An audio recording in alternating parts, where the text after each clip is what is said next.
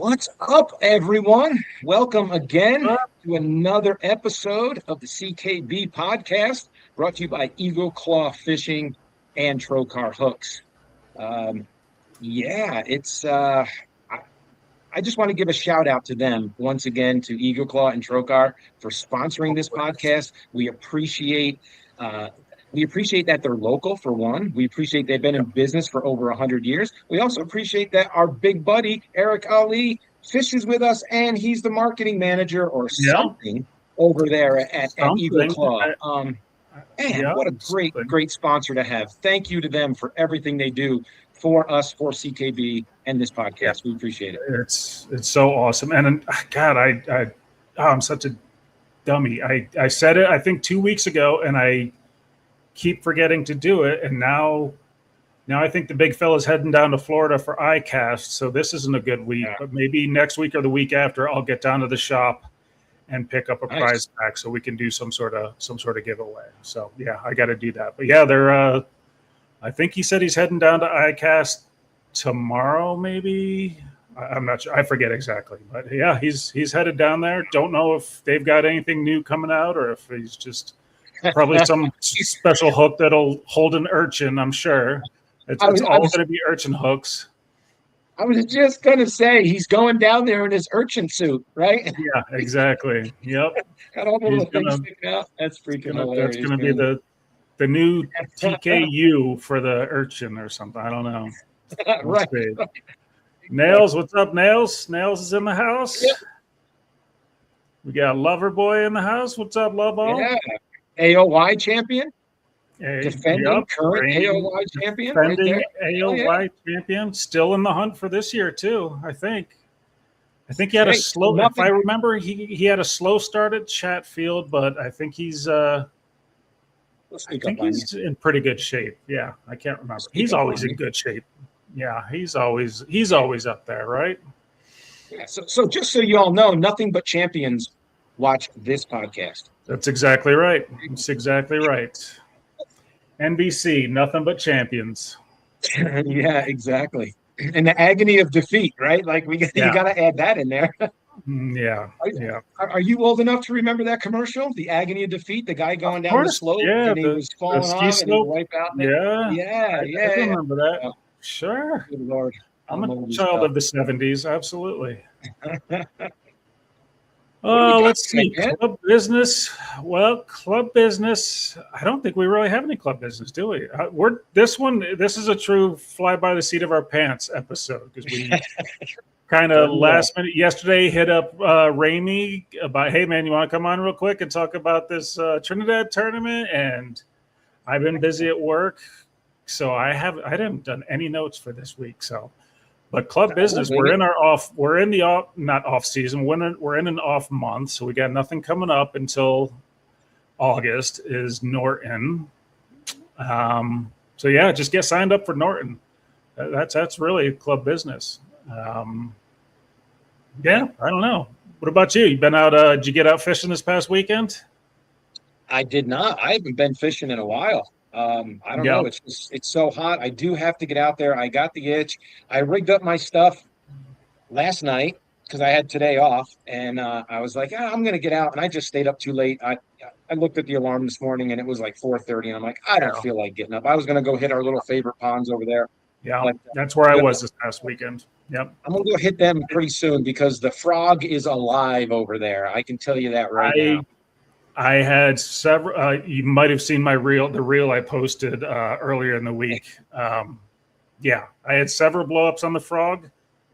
Only one hookup, and it hopped off. So I was not doing well with the frog this weekend. I wasn't doing the count to three too, and I know about the count to three.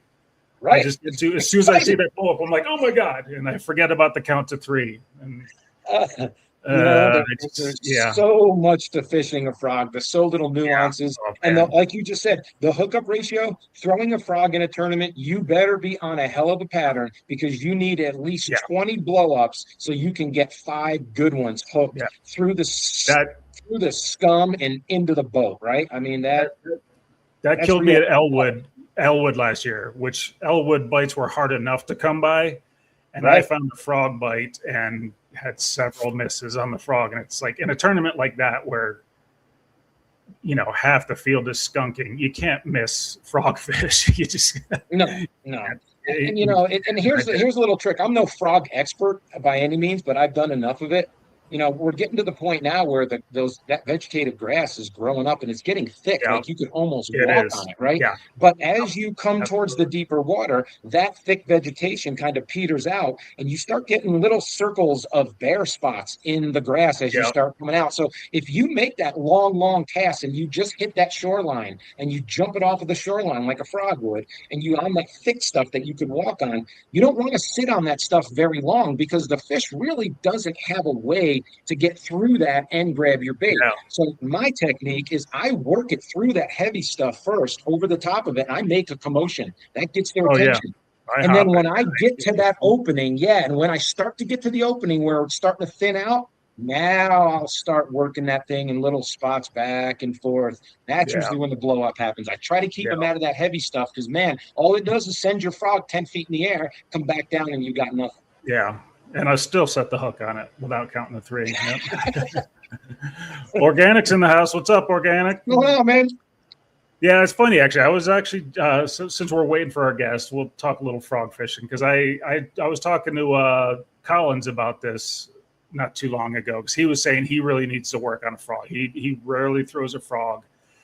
So I was giving him what very little wisdom I have about it. But I remember years ago, you know, 15, 20 years ago when I first got into bass fishing or when I first started trying to frog, and some old timer was like, you got to either pop it, fish it like a popper, 2 quick pops, or walk it. You never want to have it going up and down and up and down. And right. I was like, okay. So I believed that for the longest time. And then for whatever reason, one time I tried doing that, just giving it real, you know, fast rod whip so that the nose is just going brr, brr, brr. And then I started getting hit. And then, of course, I saw some other pro saying, yeah, you want to fish it so the nose go. I'm like, you said the exact opposite of this, what this old timer had told me 5 years ago. Like it's just selling magazines. They're just, you know, one guy has to get 100%. They're just they need something to say in the magazine, so they come up with a tech. You never want to do this, or you always want to do this. It's like, no, that's never the case. Marketing there and moving he is. That's what it's about. There he is. What's going on? Hammer himself. You and me both, Hammer. You and me both. Yep. And the other thing I played around with, I posted another reel today. You may have seen. I did it, even though I said I wasn't going to. I threw that thing. That's the Yamamoto Uni. I called it the Uni, but everybody pronounces it Uni, so I guess it's Uni. Caught a ton of fish on it. Ton of fish. They loved it. Nothing over 12 inches. It's just a dink magnet like you wouldn't believe. So I don't know. I think that's Colorado. I think you're fishing in the wrong state. I don't know. Yeah, well, I'm sure has something to do it. Yeah. I did pick up. Well, I'll save this for later. But yeah, so I tried. That was the only one I had because Collins actually found some at his Academy Sports out in Kansas and picked me up a few. And this is on the small side though. But some of those urchins you see are big. This is only like 2.5 inches, I think. So that's almost closer to like a fuzzy dice than an urchin. So I don't know, but it's right. They did like it, you know. At Pueblo, I'll say the Pueblo smallies loved it, but they were all micros. It sucked. I said I wasn't gonna buy any urchins or any of that stuff, and I haven't. But I came home from work the other day and I walked through the front door, and there's a box on the floor. And I paid no attention to it. Sharon gets stuff shipped to the house all the time. I'm walking around the house, I'm doing my thing, and I finally passed back through the foyer again and go into the other room, and I look down. And there's a box of Berkeley with the amoeba or amoeba. That's what I was going to save it for later, but yeah.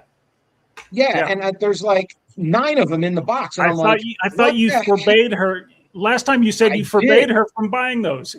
I did, but I'm the king. But she don't listen to the king. Apparently, the queens rule the house. But if there was a box of them. Right? If there was a box of them, she spent $200 because those things are not cheap. No, she spent some money on. Yeah, there was, Yeah, and I'm I like, believe it. okay, you couldn't. She goes, well, I got a deal, and I had credit from the store I was getting them from, and I'm just like buying them. And I said, if I buy this, would you work? And I'm like, okay, Sharon, but just, oh my God, now I feel You gotta obligated try to them. throw them. You gotta try them at least. There's Kenny. I guarantee you, Kenny's What's not up? throwing one of these friggin' things. Kenny ain't Yeah, throwing no urchin. yeah, probably Organic. not. Probably First not. rule of fishing: there are no rules.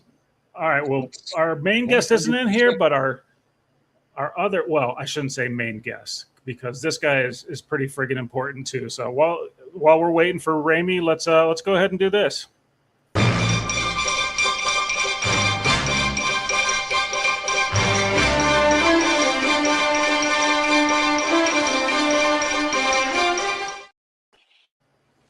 Nikki, Hello, my good friends. what's How up, are you buddy? guys doing? All right, what's up?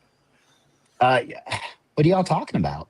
So let's get into it, I guess, since Ramey's not here yet. So I was going to bring these up Jesus, He's leaving. I'm just to no, talk I'm about them, out. but the only reason I really want, oh shit, And he muted Listen, us. I had He's to got defend some. your honor today he's over got those some. things. I know. My issue, besides the price, $15 just for one, not for a pack, for one. Look at this packaging. It's almost as big as my head. Where is this going? Right. We don't have It's going into a National Grocers bag And where's that going? With what? behind Two your of them? seat or wherever you keep that damn bag that you keep all your soft Right. plastics in. This packaging is ridiculous. Oh my god. Yeah, Yeah. But let me ask this out of ignorance, since I really don't care about the bait, and I would never spend my money on them. Thank God Sharon bought it with her own money. Is that EPS? That Berkeley doesn't make the EPS stretchy stuff that I disintegrates when haven't you even put it next to opened it another up. bait, right? I I don't even know. I assume it's kind of like the general material. Yeah, That's what I'm don't- thinking. That's what I'm thinking. I have one back Smell there. it. I just haven't opened it up. I Smell had it. a Oh, Shill's gift card, so I went and bought one. But I've thrown the Timu version when they were throwing them at Pueblo, and I didn't get a damn sniff on it. I switched to a buzzbait and started getting smashed. So I went for buzzbait. I don't know. That What's one. all that? So the cage. uni. Push that back up. That's a wild little, No. that looks like the little fighter from Star Wars. Yeah, the TIE fighter. So this, I don't know. So the uni that I was throwing this past weekend is the whatever HPE. I don't even know, but it's super Right, stretchy. right. I have it. Yep. I just have a TK 137 going through there. Yep. I know a lot of people do treble hooks, frog hooks. I just put a TK 137 through this one because it's so small, and it stays on there really well. Like it's actually kind of hard to get the barb back out through it because it's so stretchy. Yeah.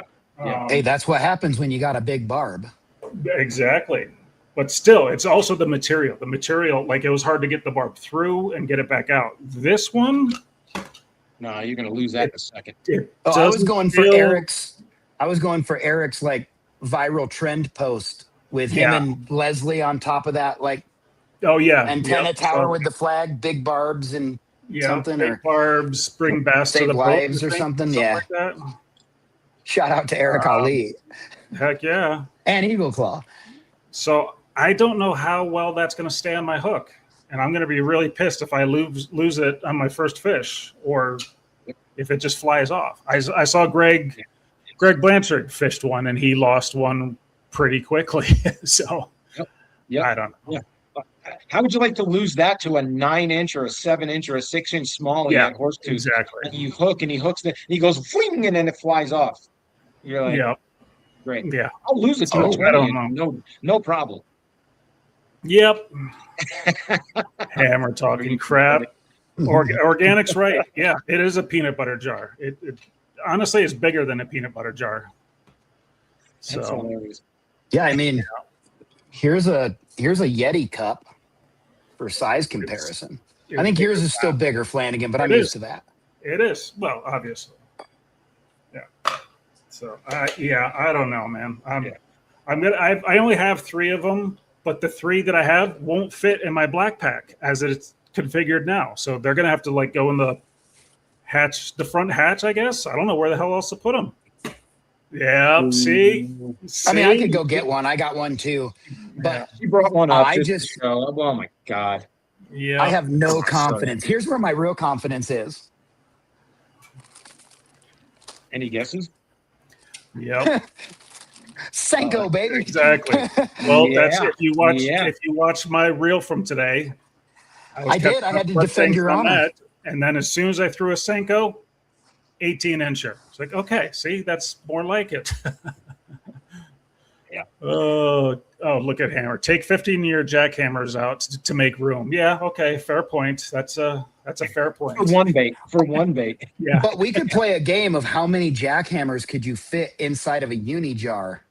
Oh, And I bet you it's more than 15. It's more than 15, easily. Save that jar. Save the jar. Now we'll use the jar to hold our other baits if we're going to take up the room, right? I mean, hell. Exactly. Or drink your coffee out of it, Flanagan. Shit.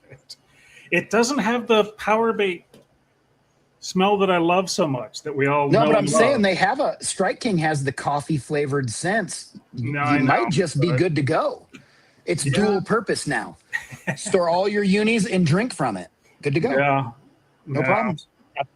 I'm Tell going to you try what, it this though. weekend at Trinidad, but I'm not holding out hope for it to change my life.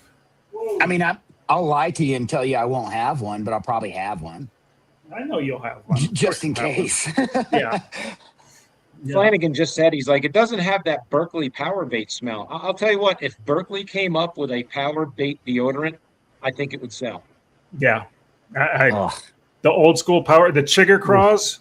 Yes. Oh, man. I Oh, love yeah. that. Yeah, it's The basically what my Mac- bait room smells like. Yeah. The Oh, Mac gold scent just minnows? isn't the same. It's not, the Mac scent No. isn't the same. Yeah. I made the flatworms catch smallmouth, no question. The Mac scent flatworms. But everything else, like the Chigger Craws, I do not like the Mac scent. I stick with the old school regular power bait. So, just got a message from Ramey. He's just checking into his hotel. He'll be on shortly. So Nice. we'll have our guest in here shortly. Sweet. What's Collins check-in? Z-Man came up with sinking TPE plastic. Fluke that. I saw something about that. Who was talking Send me about the that? link. Somebody was talking about how they. Oh, it was what's his name? Brian. Weichel? No, a pro. Latimer. Oh, yeah, He Brian was talking Latimer. about how he got in trouble because he sort of said something about it before it was actually released. He's a Z-Man guy, though. Yeah, that's what he's saying. He was saying he used something like this that they were working on. They were working on the sinking TPE. Oh, that I thought Yeah. he said an actual bait on Collins. Oh, yeah. My bad. No. Playtime. I don't know much about it. So look who came out. Look who's still alive. I didn't know this guy was still around. Layman's in the house. Dude, Oh, hey, this is gonna. ready to know. Hey, should I put this out on the podcast, guys? What's that? Go ahead. Are you sure? Yes, Last yeah. time I wrinkled some feathers last time you guys did That's this what to we're me. here for. I don't That's have what we're here Gardner for. going, do it, and Kenny giving me the old, do it, pussy. But it's weird because I'm dating Mark Lehman's ex. What? Yeah, Does he know that? I would think so. I mean, he hasn't been in his kayak for a while, so he might not know that I'm dating it. Like, I remember this big elaborate Facebook post where it was like, "Sorry, ladies, I'm in a relationship with kayaking," and we haven't seen him very much because it looks like he got rid of that girl. So, like, I swooped her up. I had to, guys. Yeah, I hear you. Yep. Just kidding, Mark. I'm sure we'll see you 4-5 times a season in your kayak for one day, half the day now. I know. I get Sold it, it man. for the motorcycle. He sold it for the Still young. motorcycle. That's what he told me. Yeah. Hey, man. Wait, you got a bike? What'd you get, Mark? Yeah. He's into dirt bikes. I know he's into. Yeah. Oh, that's not big so into bad. dirt bikes. Yep. That's a real bike. No riding on the road. Hell, you're safer. You know what? The way it is out here in Colorado, you're safer doing 60 miles an hour on a back road with a bunch of trees and a bunch of rocks than you are driving your bike out here on these roads. Oh, I Oh, believe. I would also beg to differ or agree with you and say you're safer going 75 miles an hour down that same road back east right at dark when deer are like zoom, zoom, and they're like, Right. oh my gosh, headlights, and they stop for you. You're safer doing that than laying around in the middle of the day here. And I ride a bike, so I know. No. Layman's end. Layman knows we're just busting balls. We're happy you're happy, Layman, but get your ass out to Norton. All right. Yeah, dude, come on. Yeah, you gotta fish. Norton. Bring your fantastic your young girl, lady man. with you. Bring her with you. Norton's a great My place. wife travels with me everywhere. Look at this guy. Look at this guy. Trev coming in from Cozumel. Jeez. Nice. Hell yeah, brother. What All up? right. What's up, Trev? What are you fishing for there, Trev? I know he's Lord. going to wet a line. He has to. Trev Oh, yeah. does. He's not down there to have margaritas. I know that. Yep. He'll be on the water Sunday. All right.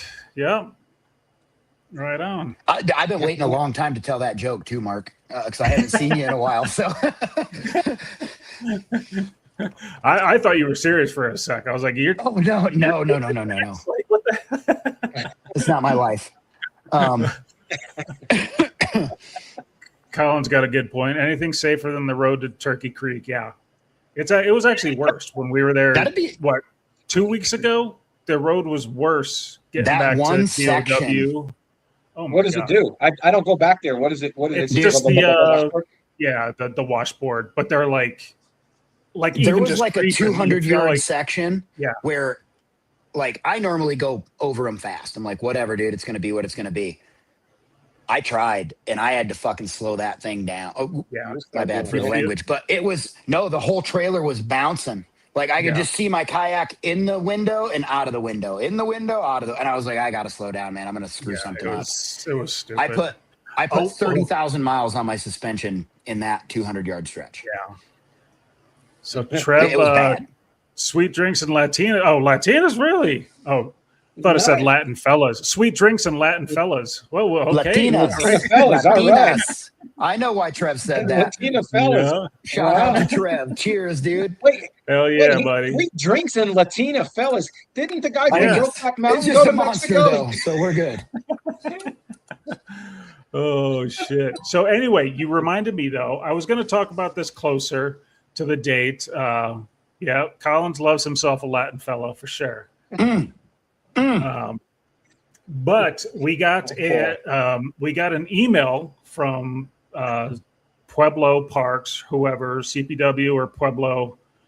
As of October 1st, the North Marina will be closed. North Ramp and Marina will be closed October 1st. So that means the North Ramp will not be available for our championship. I also think they're going to close. I think they're going to go from point to point right there as the no wake zone. The hits. whole cove? Well, they're building that crazy water park thing. Yeah. So I think they're going to pull a whole bunch of water, do a whole bunch of maintenance on stuff that they can do that's out of the water while they're building it. The North Marina might become a no fish area. That's just a real. That's a real thing that could happen. That whole marina could just turn into that North Cove. I forget the name of the show. It's not. No, that's in Norton. What's the big cove up in Horsetooth, Strauss? The one way up north Santanka? where Santanka. Yeah. Is that Santanka Cove where it goes into the no wake zone all the way back where they rock jump? Right. Yeah. And that might become that no motors, and it might become no fishing. Would surprise me. me. I haven't heard anything. I'm spitballing, but I could see that becoming a thing. I could too. Yeah. I mean, if there as much as I'm trying to find it online here, the picture, the mock up of what they're planning on doing, but And I mean, here Yeah. lately, especially, I mean, Jim, you're in the trade. Man, Colorado is California and quick. Yeah, I'm over here. You don't know how bad I'm biting my tongue based on your comment you just said right Yep. there. The only thing No, I I will know. say is, once again, they're going to take away portions of the lake and they're going to raise the fees. So you're losing stuff and you're getting charged more. The yep. reality we live in, folks, is not a reality anymore. You can't even go on Google or anything or AI and ask it something to get knowledge about something because you don't know if the answer you're asking is true or not. Everything we deal Yeah. with in our life nowadays is false, a smokescreen, and enough to make you click, bite, get in, watch the view, and whatever it's about. It's never about what it's really about, is learning or passing on knowledge. It's about how much can I blow smoke up your ass to get you to click on this and take stuff away from you and charge you more. So, anyways, let's be And positive. when they have a reservoir that closes down in the summer because there's too many people, they know they can charge more. Right. Yeah. It's business. Here They won't shut it down, though. I would find that very hard to believe. Here's Boy, the I hope not. fancy. There'd be an share uproar. this real quick. There would be Yeah, and the little they're supposed This to. is what it's going to look like. It's going to look pretty fancy. So I wouldn't be surprised if they didn't want baits flying around that stuff. Who knows? But yeah, no, we you're did not get gonna be the able to email fish from that. them to. Yeah. Yeah. I don't know. Yeah, I can tell you this. see, I don't know. all those little finger tell you dots this, that if are in they- there where all the fish are going to hang out, that's going to be Yeah. off limits. You're not going to be able to allow to fish the docks. That's what I was Yeah. just gonna say. If they close that thing, they start opening up that marina area. I'm gonna have to give somebody some punk out money, because I'm gonna try and convince Chenchar to go down there with me and fish all that marina area that's been off limits for that long, and like drop a spoon down through there. Because I know he's wanted to do it. I'll sneak out there with crappy Walmart kayaks. That way, if they take that shit, they can have it. And Yeah. and we'll just go for it. Like, we're gonna take your boat, whatever, man. Have fun with it. Yep. Go out there in a stupid canoe that I have, and they can have it. Like, Yeah. But yeah. So north, when you're making your pre-fishing plans for the Pueblo Championship, don't plan on launching from the north ramp. It's going to be closed October 1st.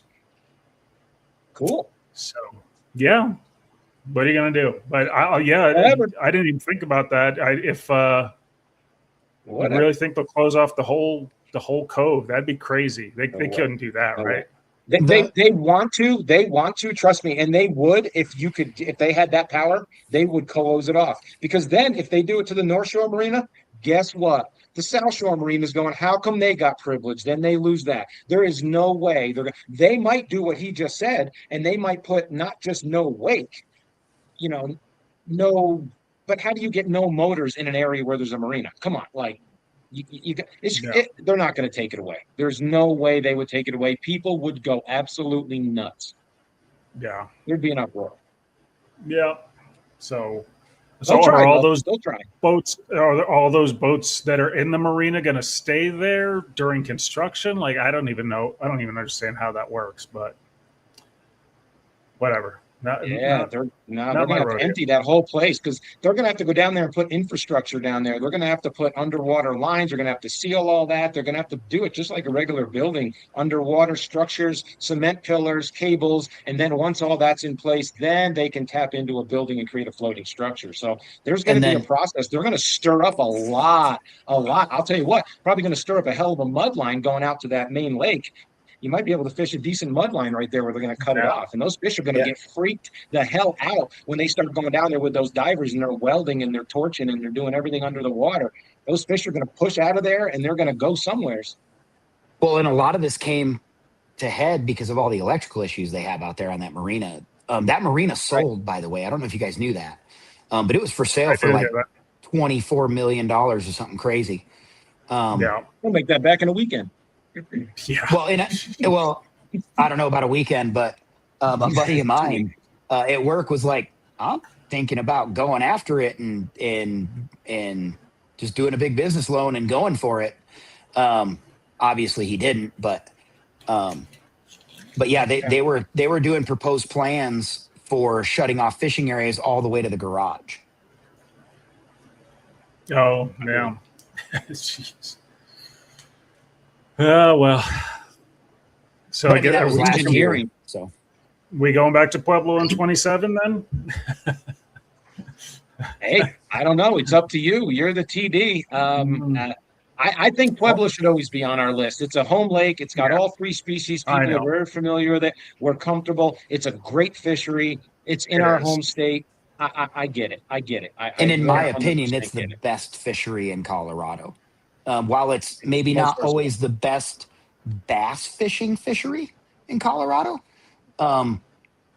it's got the right amenities. It's the only place in Colorado that isn't absolutely ridiculous when it comes to dropping in a kayak. So, yeah, that's true. Sharon said the smaller boats will be removed. The larger ones will try to move south. Yeah, I mean, South's a whole different ownership, though, isn't the South Marina is a completely different ownership. Yeah. So, yeah, who knows? Yeah, because some of them boats that sit there don't have trailers, and they haven't had trailers for 10 years or more. So well, think about this. I seen a post a while back. Everybody was complaining that Pueblo is going to get drained down 40 feet, right? They're going to be pulling water out of it. We're in a drought season. We're sending it off to Kansas. I get it. That's what we've been doing for 50 years at Colorado. Now, are they going to pull? Is part of that plan to pull water to lower that so the divers don't have to work in as deep a water as well? So that's not all a bad thing, because here's what we've noticed as a club that goes down there. How many largemouth bass have been caught? What did Chen just win at CKFC last year, the championship that they held? Fish flipping in grasses. There's largemouth. Yep. Think about this, guys.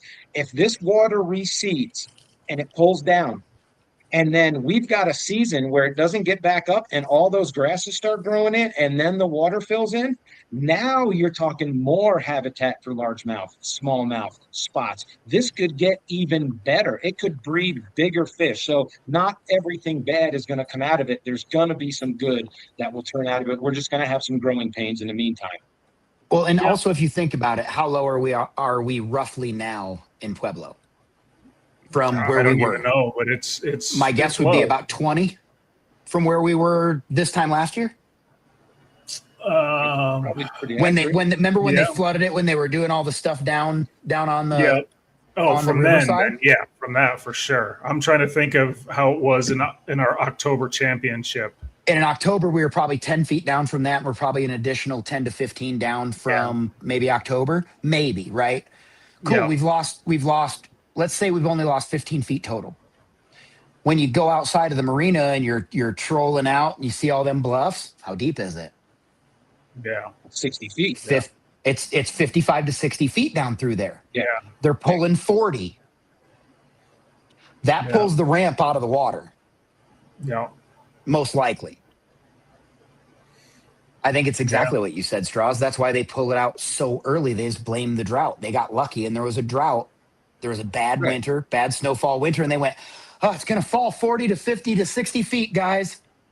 Yeah. Well, now they can pull 60 feet and sell it.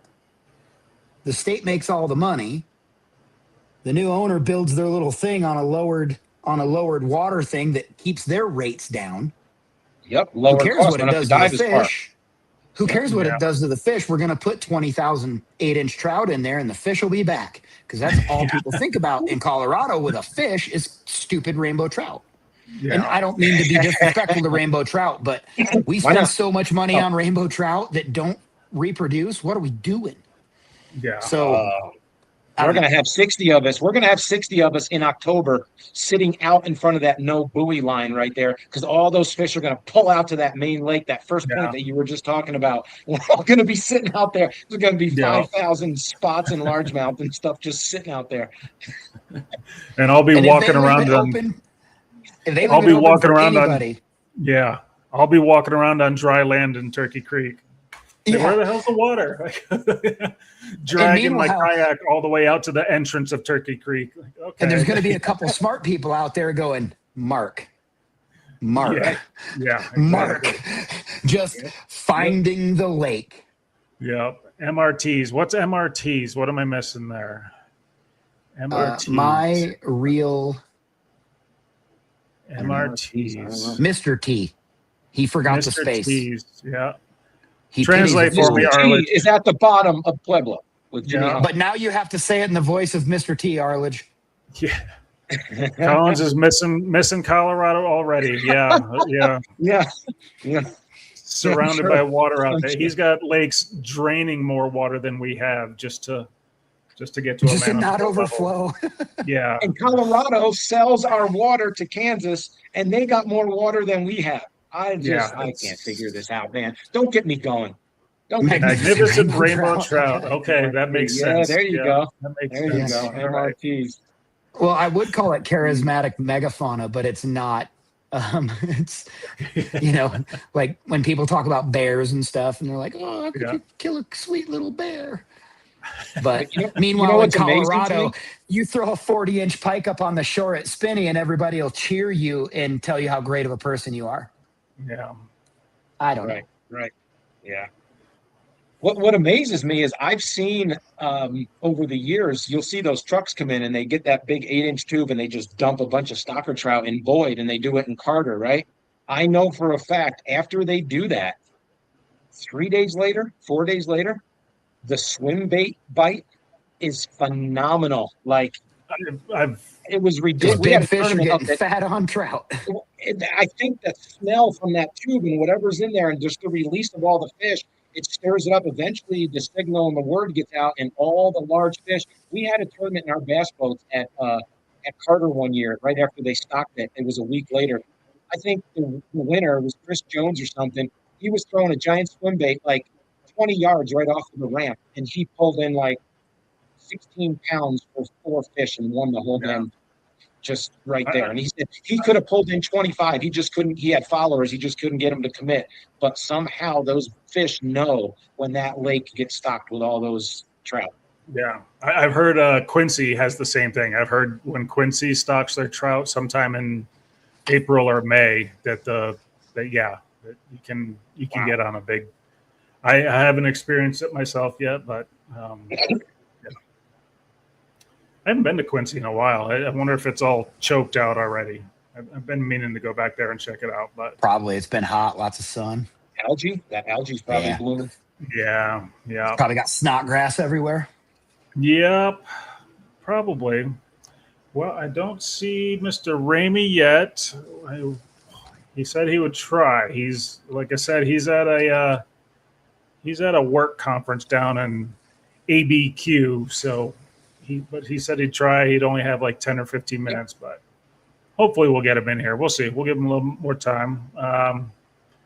So in case he doesn't come in, I will probably just reiterate it, just to talk with him about what's going on with this Trinidad tournament that's coming up this weekend. That was our main focus. We had a bunch of questions on did they contact him? Did he contact them? How did it all come about? We just got a bunch of questions like that. So if he doesn't come on, no big deal, but we'd love to hear about the situation going down there.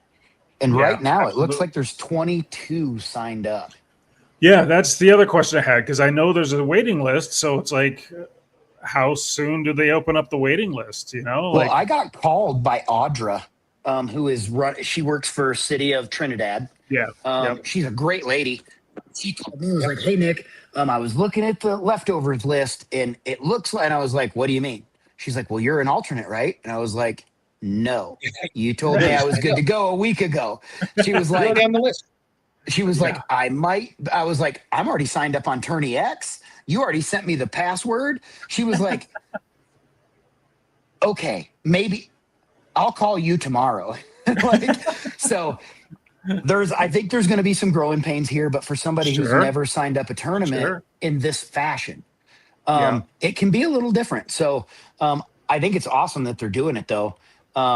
They've also got a bank fishing tournament that's geared more towards kids, I think, too, coming up very, very shortly as well. Oh, it's not the same day? I don't know. I mean, I didn't do any research on that. But I mean, there's some names There's some people I don't even recognize though too. There's a couple. They're Yeah. probably, I would guess, Trinidad locals if I had to guess. Yes. Maybe They like are. this guy Ryan. There's a dude Folsom, Here we go. We got Boaster, the list right here. but they all got big Well- fish inside of their little selfies there. So I'm like, cool. Sean Barrett, don't know him. Yeah, I think there's Sean seven Nathaniel or eight Garrett. New Mexico guys. We got old TD, Terry Dora there. A couple know him. Carlos, don't know him. Got the Weichel, Irish Hammer right there. Chen Charzang, Yeah. Arledge, Rojas. There's two savages right there. Ramey's a hammer. Yeah, The way I hear it. Oh yeah, absolutely. Naylor. He's Nails, been on it been this good. year. I don't know Hoffman. Nope. Kyle Morse. A bunch of them. So We I got 5 or called. 6 I from New saw Mexico that too. list. I saw that list the other day. It might have been yesterday, even. I think it was yesterday. I saw that list and I saw 21 were signed up. So I went on. I'm like, well, if they need to fill a spot, I'll jump in on it. What the heck? So I went in and then Tourney X and it says, okay, reach out to Audra for the password. I'm like, all right, well, I got to get the forms and all that stuff, anyways.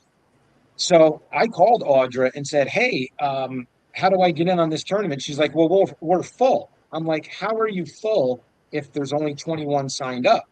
She's like, well, because those people they've done some of their paperwork or they don't have the paperwork or they haven't signed into Tourney X. She says to me, I'll call you on Friday and let you know if you're an alternate or not.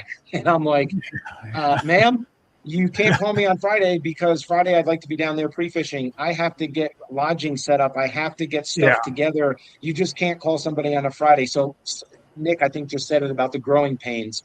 It's going to be, it's their first time doing this. And it's so awesome that Trinidad is doing something like this for the people. So yeah, she even said to me, Matt, she said, a lot of these people are just locals that have never been in a tournament. She goes, I don't even think some of them even have the right board. So they're trying to go out to find the right boards. So then once they have the boards, they'll sign up on Tourney X. I'm like, yeah, but you know what, man? Well, you gotta cut it off sooner than that because Does I have Shields to have sign up boards? 3 minutes before a tournament starts. If you give them the opportunity, they will sign up 3 minutes before a tournament starts. You got to give them a cutoff date, or they'll take advantage of it every time. Yeah, they'll be going to their first spot talking about let me register for this deal. Right. And I mean, Shields, they should have the Does it say? Yakutat I didn't board, even, right? honestly, I didn't even look at the rules. I probably should have done that before tonight. But Well, and when I first saw it, and then I saw that's the what I was weird way actually they going were to look for. Are they only allowing yak attack and catch? I just assumed it was rules as usual, the way we always do it, because somebody who's in that game for real, Ramey, I kind of did too. He does that for real. Yeah. Because when I saw it, it was right around that dual threat thing too. Yeah. And they were like, send us your credit card information on this piece of paper. And I was like, I don't think I'll do that. Exactly. So like when she called me, I was like, I'll pay you. I waited. I think it's like $25. I was hesitant at first. Yeah. Because she was like, you marked down cash. And I was like, yeah. And I was like, but I'll pay for a credit card right now if that solidifies my spot. And she was like, oh, no, we're good. We're still good with cash. So no off limits. Electric motors are permitted. And you can use 2. So Chen is going to be down there on a bass boat. Yep.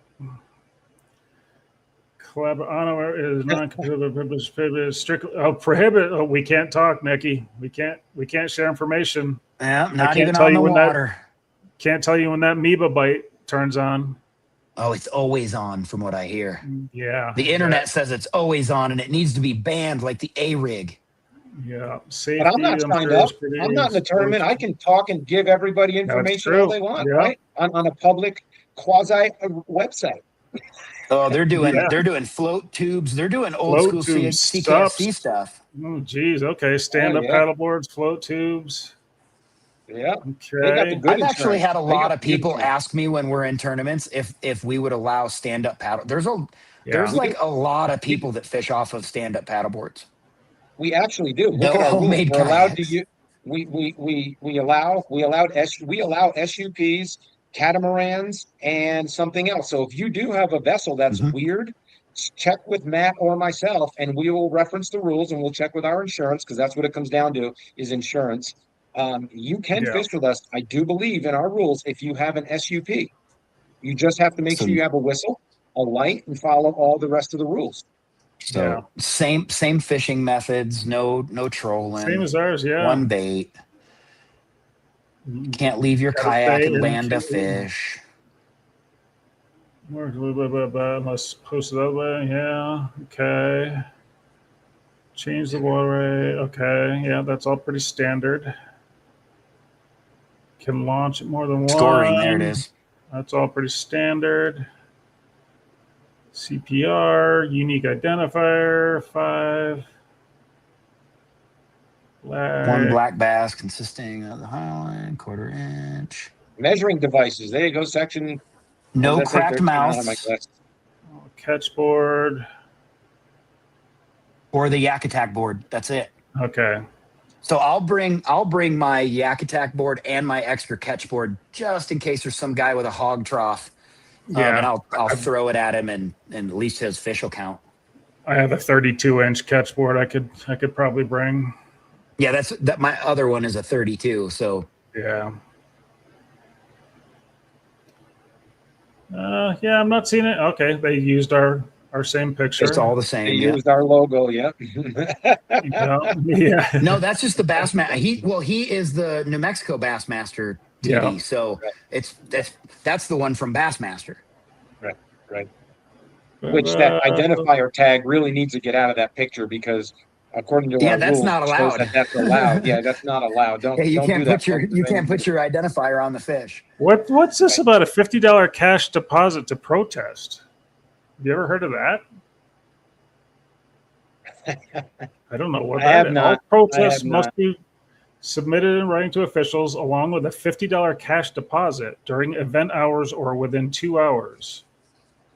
What is that? So if I win the dispute, do I get my 50, or do you double it? Or if I lose, do I owe you 100? I've never seen that. Yeah, that's Yeah, I've weird. never seen I've that. never seen that. Here's what they're doing. That clause right there, folks, that means do not dispute. What we say goes, and no matter what happens, that's the end. Over. The tournament's done. You don't get no dispute, Well, or you're going to pay me. I see it two different ways. I see it as you better have a valid dispute, or it's going to cost you money to just whine. Yeah. Right. Yeah. And Right. to be honest, and I hate to say it, The way the there's world some is. whiners in the kayak game. There are some big time whiners in the kayak game. I mean, my bass boat identifies as a kayak, so I'm about to get a lawyer, and I'll sue somebody if they don't allow my bass boat in a kayak, because And it's only has pronouns in it. $50 to do the dispute. That's worth Well, it. my bass boat identifies as a kayak. That has But if you that think right. about it, that's like 72 cents a mile an hour. So, like, if you want to go You got fast, straws you can pay to going play. now. You got straws going. Don't get me We going. got them fired up. We got them fired up. As soon as you start talking city or county bureaucracy, Straws gets Good Lord, lit man. up. He gets lit Let's up. talk about parking permits at Horsetooth real quick with trailers. No, I'm just kidding. I'm totally kidding. Right. Yeah. Okay. His head's Actually, gonna I know be Trev throat. will have a dispute too, because him and I were on my phone. Like, I think it's going to work, but if it comes out of my account, it's fine. Trev, it's $10. Like, Oh shit! and Danny was there with, I think, with yeah. Brian White having to help because Brian didn't have enough service to pay for Yep.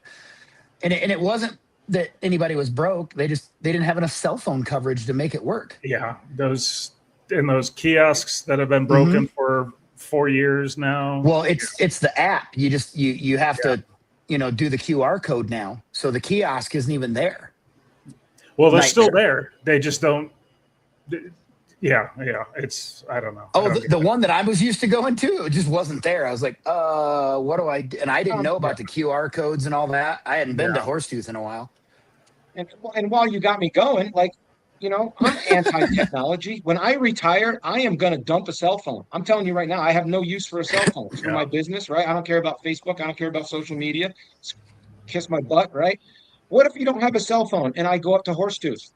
How am I supposed to get into the park legally? So I'm telling you right now, if you don't have a way to offer me to give you this $20 bill, which says this is legal tender in the United States of America to pay for any debt, if you do not have a person that's going to take this money and allow me in the park, then I'm getting in the park for free, or you can arrest me. I'm just telling you right now. That's crap, man. Our Yeah. whole world is working around technology, and if you don't have a cell phone, you can't go to a park. Like, I'm I not don't know, man. I'm just confused I'm not about the exactly reality we sure, live in. but Yeah. I'm pretty sure that is a like a thing when you sign up for a business license and you decide to take money from people. There has to be how you can accept tender. Um, I don't know. So Yeah. I don't know. Yeah. It's, Legal tender says it right on the money. yeah. yeah, Yeah. yeah. Absolutely. Well, and when you sign up for your business license and stuff, it says you must blah blah blah blah blah. All the etiquettes and all of the things that you can do when you sign up for your business license. I mean, it kind of goes through it. So Yeah. Yeah. Well, Ramey sent me a message at 6:43 saying he let's was go. dealing with a shit show, but he asked if we're Oh, still going. I told him, yeah, we're still going. Hop on if you can. So we'll give him a few more minutes, but see if he can make it. If not, it's all good. We Yeah. he's working. We get it. So What are we into this? 50 minutes already? yeah, Is that we what that just says, right? So killed 50 while minutes. while Just while we're waiting, I don't know what you had planned or if we had plans for next week or whatever. I'm just nothing. once again spitballing and throwing out ideas. Um, a while ago, I had talked about, well, let me back up. Any of you who know me, I used to build custom rods years and years ago. I don't do it much anymore. I just build for myself. But I just thought it would be cool, maybe, I don't know, to maybe have a little episode or a section of the show where we talk about rod building or maybe how to repair your own rods or how to, Nick had a broken Yep. guide and he's like, hey man, can you fix this for me? He gave me his rod. I fixed it for him. I gave it back to him, right? That's what it's about. I think there's interest in rod building.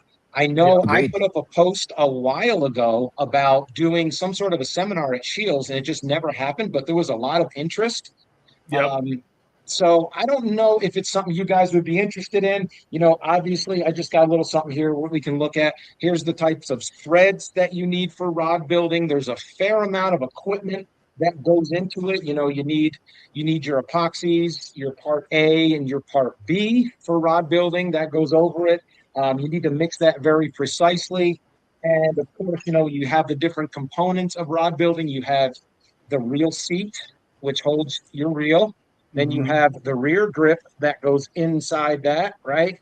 And then you have the foregrip that's usually attached to that. And then you have the butt end of the rod, the butt end that goes through there if you have a split grip on that. A little cool tool that you need for rod building is this little tool here, what they call a reamer. It goes in the end of the hole because the cork or the EVA foam doesn't come to the diameter of your rod. So you've got to put that in there and you kind of twist your way through and shave your way back and forth. And that So thing's basically like a sandpaper candy cane, right? Is that kind of how that pretty works? much. Yes, and the what's cool about it too is this handle actually unscrews, and you can put this in a drill, and you can put that in a drill and speed up the whole process.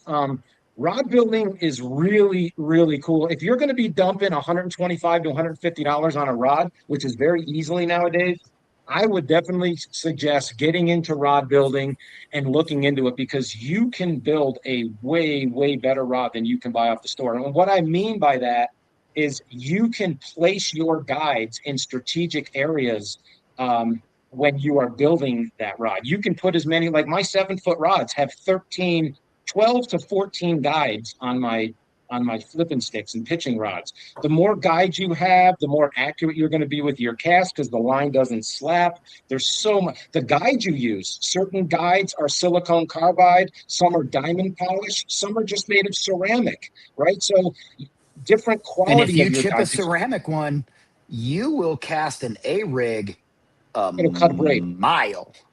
Oh, it'll Yeah. cut your braid. So therefore, No, that's if you why know, it goes a mile. right, Ask exactly. me how I know.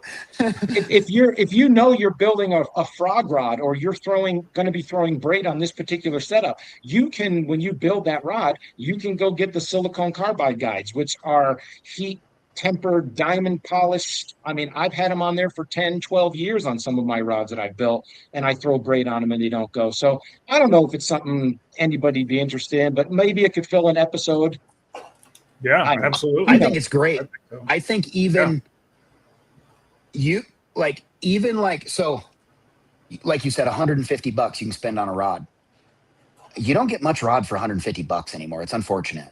No. But No. like, what happens if you're chin? Or, I mean, I don't even have crazy rods, but some of my rods are over $300. The rod you fixed for me was an X Pride. right. Super strong rod. It was 100% my fault. If anybody's thinking about an X Pride, they're awesome. It was my fault. The line got looped around it, and when I cast it, it just pulled the guide right out. No. But like what I'm finding on some of my like cork rods is my cork's deteriorating so bad. So You can like feel that. when you first get a rod, you know, like I just bought a new rod and I'm like, man, I should probably cork seal that deal and learn how to do that. That way it Yep. stays not, I don't really care how it looks, but if I got a rod that's 4 years old and the whole cork handle's completely destroyed or the EVA is destroyed because I didn't treat it correctly, well, now you got a $300 piece of crap. Yeah. So, Yeah. Or yeah, if you know how I to think that's a build it, great thing.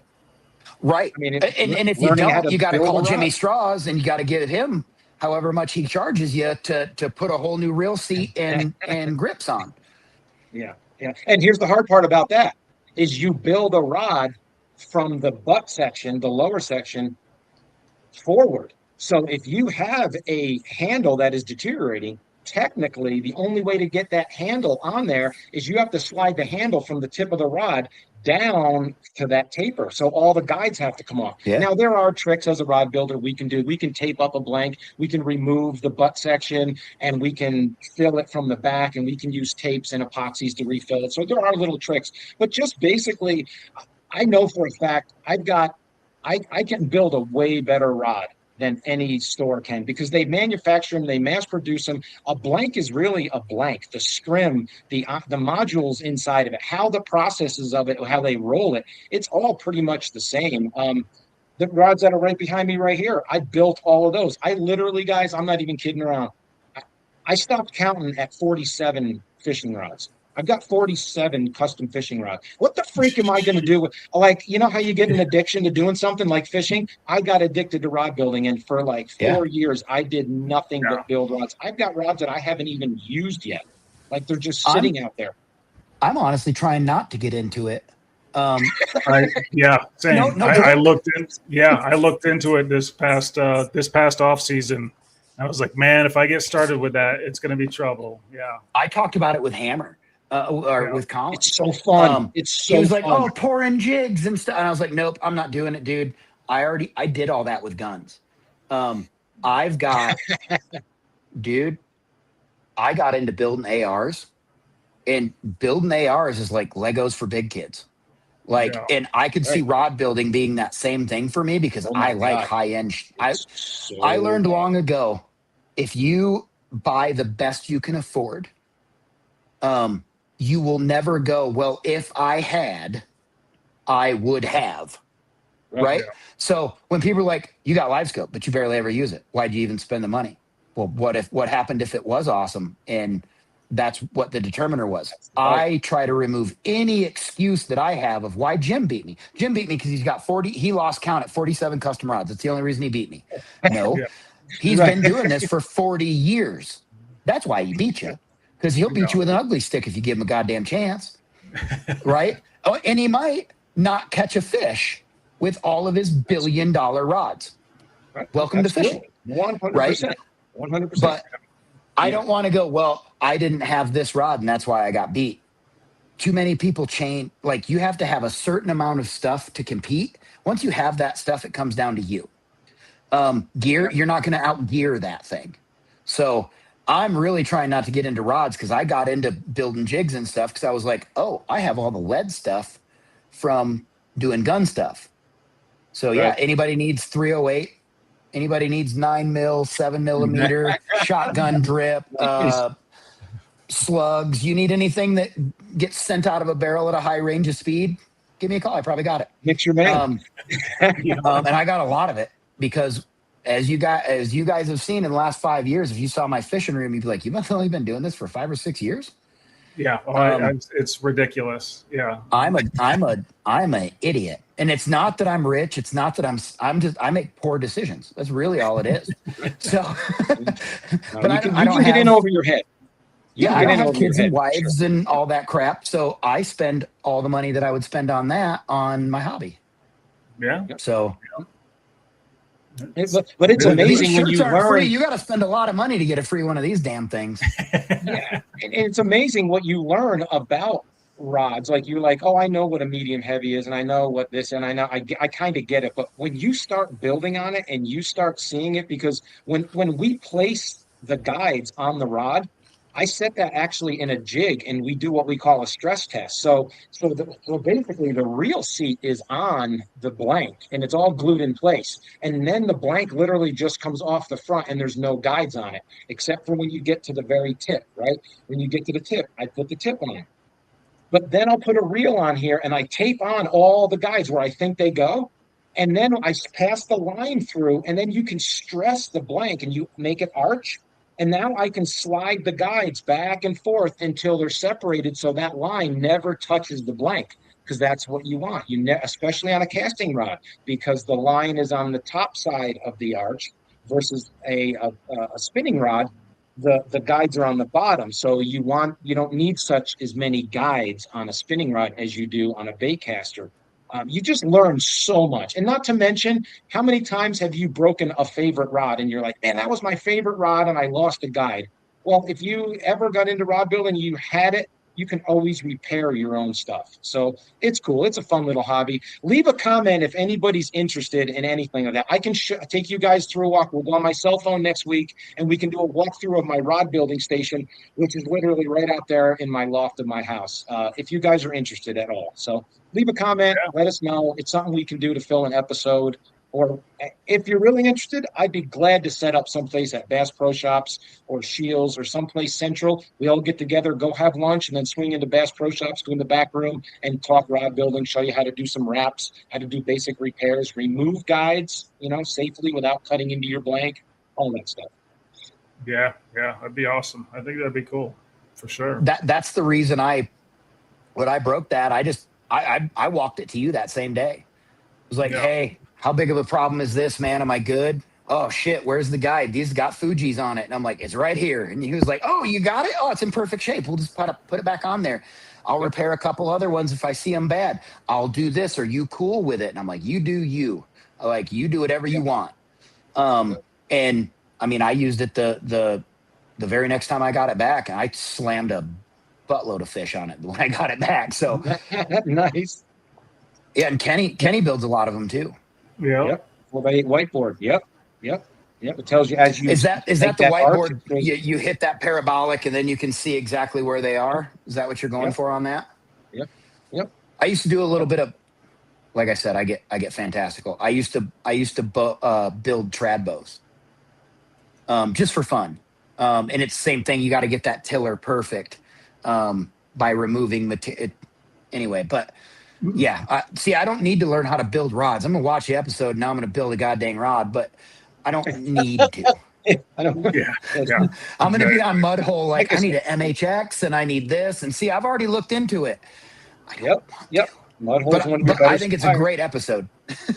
I don't know. And once again, it's something I think for the younger guys like Chen and for Gardner, they've got so many years coming ahead of them in the fishing industry. Why would you not build your own? Because technology is going to change. What was a good rod now is not going to be a good rod in 10 years. And the suppliers like Mudhole and Jan's Netcraft and all those that you get your supplies from, they're up on it. Nobody uses cork grips no more. right? They all use carbon fiber grips. There's guys that are using carbon fiber. I mean, it's endless. Once you learn it, there's chevron patterns that you can do in it. I got one out there that I'm building, and I learned how to do the American flag with the red, white, and blue with the crisscrosses, the way you overlap the thread, and that's design work. It doesn't make the rod any better. Doesn't mean you're going to catch more fish. It's just cool. It's fun. It does suck up a lot of time, but I don't know. If somebody's interested, let me know. Well, and I know a guy that builds rods. He built a couple for CKFC, and he put like they were prizes for Angler of the Year, and he put Angler of the Year on there. Put the name on there. Who was it? Yeah, Ron Southworth. Yeah. Oh yeah. Okay. I didn't know who it was, but I knew he did like a cool thing, like almost like a trophy, which I thought was super cool. Yeah, it was cool. I think he moved to Tennessee or something, I want to say. Yeah, he did. I don't know. Yeah. No, I've done it when I was back in the bass boat world. When I got into it, I built a custom rod. Mudhole actually sponsored my company, and they donated 2 St. Croix rods with all the equipment, all the stuff with it, reel seats, handles. They said, put the order together. And then I built it, and I donated those to Centennial Bass Club, and they auctioned them off. They did a raffle. I think they wound up collecting like $600 or something for each rod towards the club, like to help the club with their stuff. So little things like that. It's so cool that you can always pass it forward. Yeah. So sorry, Ramey just hit me up. It got crazy. He's not going to be able to make it. So yeah, but fair enough. Sorry, just sending him a message here. Yeah. Well, we can update everybody on kind of how it came to be if we actually get a chance to talk to him at the tournament. Yeah. And if you're in that tournament and you're out there right now, you have to be at the Chamber of Commerce in Trinidad. You have to physically go there for the captain's meeting. It's not a video or a webcam kind of thing. Yeah. What's up, Big E? Eric's in the house. Yeah. Eric, are you still in the Mountain Time Zone, or did you head down to Florida already? I can't remember when you said you were going. Oh, Chen's in the house too. We'll be seeing Chen this weekend. There's a Chen-char. There's a strong favorite for taking that $2,000 first prize. He's always dangerous. Man, they don't know it's going to hit him when Chen gets. Ooh. Yeah. Eric is in Florida. All right. I can only imagine the sweat coming off of him right now. Are you going to wrestle a gator? Heck yeah. Florida is sticky hot. Yeah, it is. It's disgusting. I hate that. Colorado out here, man. You walk outside in Colorado and you just feel it burn in your hands. You feel it burn in your arms. You know you're getting a sunburn. In Florida, you walk outside and you don't ever dry off, man. You're just instantly wet. It's so you're gross. Just wet all the time. Like your bath towel has mold on it. Like you pull down your under britches and mushrooms fall out. I mean, it's crazy. Yeah, that's a different problem. Just so you know. Yeah. You get that from people who wear cut off gloves that are lacy. Yeah. You gotta be careful out there. Be careful out there, everybody. Careful of Lacey. She's dangerous. Exactly as you imagine. Yeah. I'm sure it is. We got anything new coming out there, Eric, on the Eagle Claw front? An urchin hook? Any spoiler alerts? Like any spoiler alerts we need to know about? I did see some mock-ups for some cool merch. I won't say anything, of course, but he showed me some mock-ups for some really cool merch. I wonder if that's being released in ICAP, because I want to get some. Put it on the podcast. Yeah. Let's get on the podcast. But you're not going to bring it up, even though it was in a private text, so I can't bring it up. But yeah, so you shouldn't. Right. I won't. A few ditties, nothing too crazy. Okay. Yes. All right. That's all right. The TKU 126.5, right? I don't know. The urchin. Yeah, I don't know. Eric, what do I throw for this? What do I hook this onto? Because I don't think I have anything. I don't have any treble hooks big enough. The frog hooks I have are too big. How big of a treble hook do you need? I don't know, but I won't share them with you because we can't share. I've got some big ones. I'll bring I think 4 is the biggest I have, so I don't know what I'm going to throw this thing on. I've got some that go on some that I use as a front hook. I'll bring them to you. TK2. Oh, you know what I do have? Hammer said he saw somebody throwing these on the scamper rig, the core tackle scamper rig that has a trocar on it. I do have a couple of those. Maybe that'll work.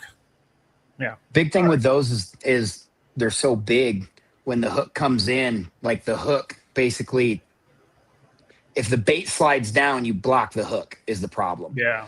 So, but like I said, I've got some treble hooks that'll work for you. I'm pretty sure I've got some pretty beefy treble hooks.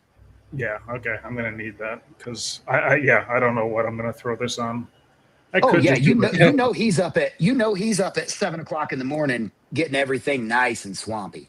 That's happening. No question.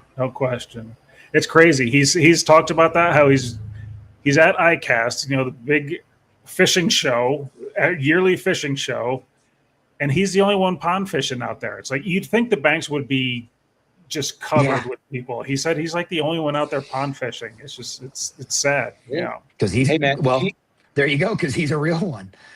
Yeah, exactly. Yeah. You know what? I'm sure everybody has watched Steve Irwin and the Crocodile Guy, right? Years ago. Like, it's a real deal fishing from the shore in Florida. Like, I'm just like, I get nervous standing that close to the water, like vibrating the ground, and then you go to release the fish, and I was like, right? Like, I don't know, man. I don't know how many. Is that a real thing? I don't know.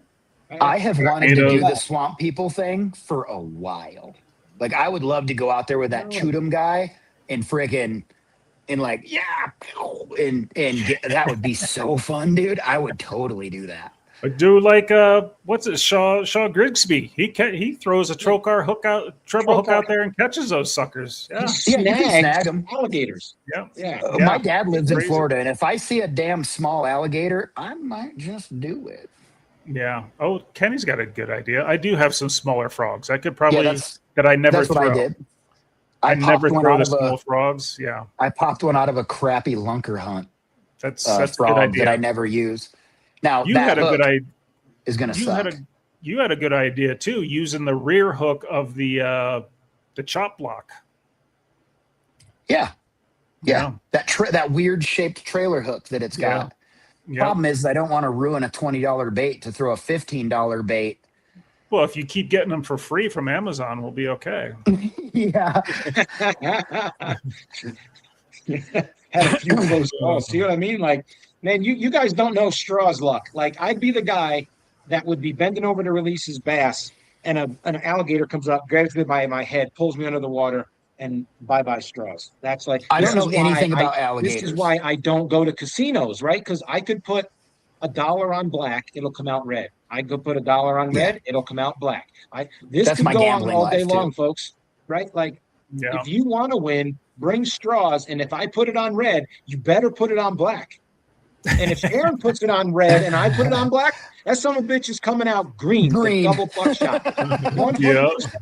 Like, I don't know. BKK all the way. Haven't sold me yet. What's BKK? What am I missing? BKK is a hook company. Oh, no, Trev. Come on. Well, I know why he's saying that. Because some of the swim bait manufacturers get special hooks made for them just for swim baits. BKKs, while they're not trocars, let's just say that right out there. Clearly. For certain things where they are the ones that make the hook, they make a good hook. I don't know where they're made, but I do know that they do make a good hook. But always, shout out to Eagle Claw. I don't. Trev's a communist. he rides a Harley, everybody. So I don't know about that.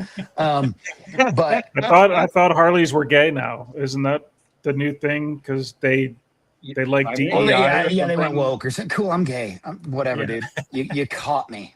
But conservatives. But the alligator thing, though, I got a question for Eric. Like, kind of like how many 8-year-olds could you beat up in a fight all at once? How big of an alligator would you just be like, "Huh," and just grab it? Yeah, just grab the snout. I'm thinking like 24, 30 inches. I was like 24 to 36. I feel like a 3-foot alligator could fuck you up though if it wanted to. Yeah. Everybody's getting fired up now. Oh boy, Trev, don't you see? Don't you see what we're all wearing? And you're gonna talk that shit about some Chinese hooks? Well, he didn't say like monster bass or something like so. Like, you know what I mean? Eric did say the live target sunfish. I should just try to get down to the eagle. Can't find them. Look up live target sunfish. I should just get down to the Eagles Claw shop tomorrow. Actually, is what I need to do because they're closed Friday, so I might just do that. Send me a text if you do. I might have send you another little Venmo. You know, let me throw the for the urchin bait and the triple. You know, the treble hook thing. Years ago, it's not years ago. I know when I was throwing spoons, when it's that bite, we had a thing called a stinger hook. So it was a treble hook, but one of the hooks was a lot larger, right? Would that be a thing where you could maybe have that part facing up and then the other two be facing down, and then that one, if the bait slides down, you still got enough room for that to grab onto that? Could you use a stinger treble hook? That's exactly why I have the bigger treble hooks. It's for bigger spoons, throwing as a stinger on the front. Right. Sorry, Chen. Yeah. I think I don't like the idea of throwing this into the treble hook.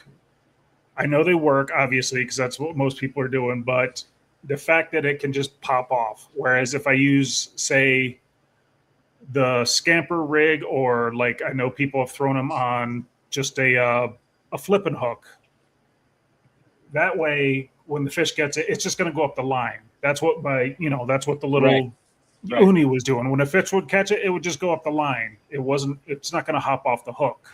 Well, and that you don't just run the treble hook through it. You line through the bait and then tie the treble hook on. Oh, okay. A longer shafted treble hook would be key. Yeah. And then if they had that longer shafted treble hook, you could then, like Matt said, when you get bit, that urchin bait slides up that line, gets out of the way, saves that bait, and then you've got the hook. Yeah. Trev, Trev is itching for a fight. He's had too many drinks in Mexico. Yeah. Too many margaritas. Trev, you are stirring some. Whoo, boy. He's on all them steroids. He's done on all the Mexican supplements down there, getting crazy. Here, I'm going to change the subject. That way we don't get too wild. The bait can roll. Yeah, okay. Twists. Yeah, I'm going straight into bait of the week. Do it. Let's bring it on.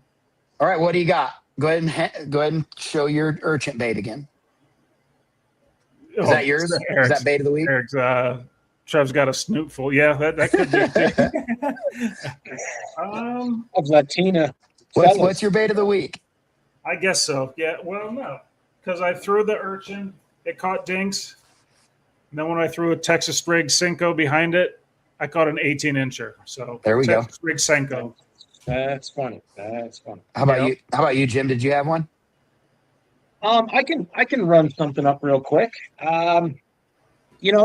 Flanagan just said it. He was throwing something and he aborted that and he went to the Senko. Like everybody's doing that. Here's a bait that is very much like a Senko, in my opinion, because of the fall of it. And that is your fluke style baits. Nice. Right?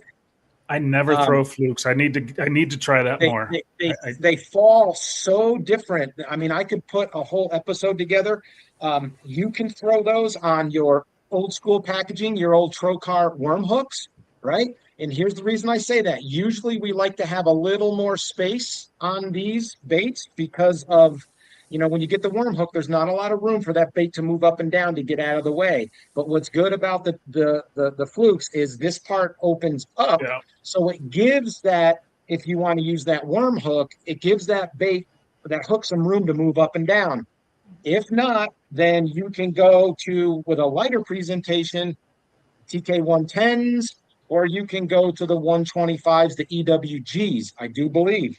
I know the fall is different depending on if the line tie is sticking out of the nose of the bait or if you bury the eye of the hook back in the bait, how it falls nose, how it literally could fall straight and it would wobble as it falls down. So multiple ways to rig this with multiple hooks. Great bait. It's an alternate to when the fish get so used to seeing a Senko. This acts just like a Senko, slow falling bait. You can throw it in a lot of weeds. It pulls through the weeds. You can use it like a jerk bait. That's my bait of the week right now. That's the other reason I went to the Senkos, because there was a lot of grass coming in at the ponds, and of course, having an exposed hook on the urchin bait. I just figured, all right, I'm going to try a Senko. I could bury the hook and caught an 18-incher on the first cast with the Senko after catching 8 to 12 inches on the urchin. I was like, okay, forget it. So, Trev, we know you're messing. We know it's all love. It's all good. Yeah. It's all good. Oh shit! Trev, I don't think I would ever get into a typing battle with Eric. I think I'd rather fight him in person than fight him online. I think I would rather fight him in person, which is no better, by the way. If no one's ever met Eric, he is a giant man. He's a teddy bear. But I definitely don't want to go up against him on Facebook posts, because he's definitely going to talk about how I pooped somewhere that was super embarrassing for me. Like, I already know. Mine is along that same thing. Mine is a line through swim bait. Haven't used one of those either. That slow roll this time of year sometimes can be it, especially if they start getting onto that bite. That one happens to be Jake's Lure Joint. I'm not affiliated with any of them, but I know Jake has a big following here. I've never met him. Heard he's a great dude. And I fish a lot of his stuff, and it works great. So he's going to be stealing Collins from us and turning Collins into a dirty boater. I saw. Collins is going to be doing some Wednesday nighters with Jake, and we might lose Collins to the boat world. And also, I don't know if this is true or not, but every time I watch a video of Jake's, I've never met him in person. Is that dude just got a giant dip in his mouth all the time? Like, he looks like he's got like a upper decker. It does look like it. Yeah, I don't know. But I've never met him in person. So yeah, he seems like a good dude. I've talked to him a little bit, but yeah, seeing Eric talking shit at ICAST would be fun for sure. Kenny's going to be throwing flukes on Murray. Yeah, I know that's a big deal on Murray. Absolutely. Order some ouchies. What are ouchies? I don't know ouchies. I don't know, man. All you guys into this new technology and up to all this, man. I'm still throwing old wooden Rapalas and balsa bomber B's and A's and some shit from Johnny Morris that smells like plastic. I don't know where you guys get all this shit from. He does. I'm assuming he means about a dip. Yeah. Yeah, about a dip. Yeah. You're going to be fishing Go Angler Collins this week. Yep. We're losing them. I didn't order an ouchie, but I got one last week on accident. But, Yeah, you did. Yeah, you did. That's right. Dude, that thing's still swollen. Yeah, jeez. Ridiculous. Eric's, I'm so old now. Yep. Well, obviously, yes. Trev is everybody's favorite for sure. Yeah. What a community! What a community we have here in Colorado, right? No, it is. It is. I've been all over. I've been all over the place, and I've been around a lot of bass clubs. But I will say, the kayak community in Colorado, man, we love each other, but we hate each other. But we love each other, but we hate each other. I mean, right? when you hear about some of the drama between the clubs in like Texas and California and Tennessee, and it's like, man, guys, like it's just fishing. Like, come on, man, right. Work together. Our clubs, we've got 2 clubs here. We work awesome together. There's no hate between the clubs. There's no rivalry. So it's so silly. and community of people. Like every Yep. day, us three sitting on this screen, you put us in a tournament, and Flanagan wants to kick my teeth in every time, and he wants Yeah. to do it to Weatherall, and Nick wants to do it to me, and I want to do Oh, it back. And we get in that mode, but we're just still all family when it comes to it in the end, right? At the end of the day, we're competitive, but we're still respectful, and such a fine balance, and to be able to hit that perfect, yeah. it's awesome. Flanagan, don't We start get. talking shit. No, I'm Don't not do talking it. shit. I'm not talking shit. We Also, got this was a spoiler alert for Trev. Hey, Trev, check that out. That's what I was telling you about. Collins got himself in trouble talking about fishing the boat tournament because none other than the legend herself, Stormy, is in the house Oh saying he shit! will not be joining the boat community unless it's a pontoon boat. Thanks, Oh Stormy. boy, the hammer's been put down on the hammer. Yep. Thank you. You keep our boy in a plastic boat, Stormy. All right. That's a girl. With a capital knot. Look at that. Exactly. N-O-T in capitals. Exactly. Well, I think she wants a pontoon boat. Pontoon boat is cool, man. Could I'd you love see to have a Collins pontoon rocking boat. the bass buggy? Okay. Pontoon Here you boat? go, Collins. I got your back, bro. I got your back. If she wants a pontoon boat, here's the deal. You back down the trailer, and then she can put that son of a bitch on the trailer in the crosswinds. And let's see how long she wants a pontoon boat. Let's go. Come on, Stormy, step Yep. it up.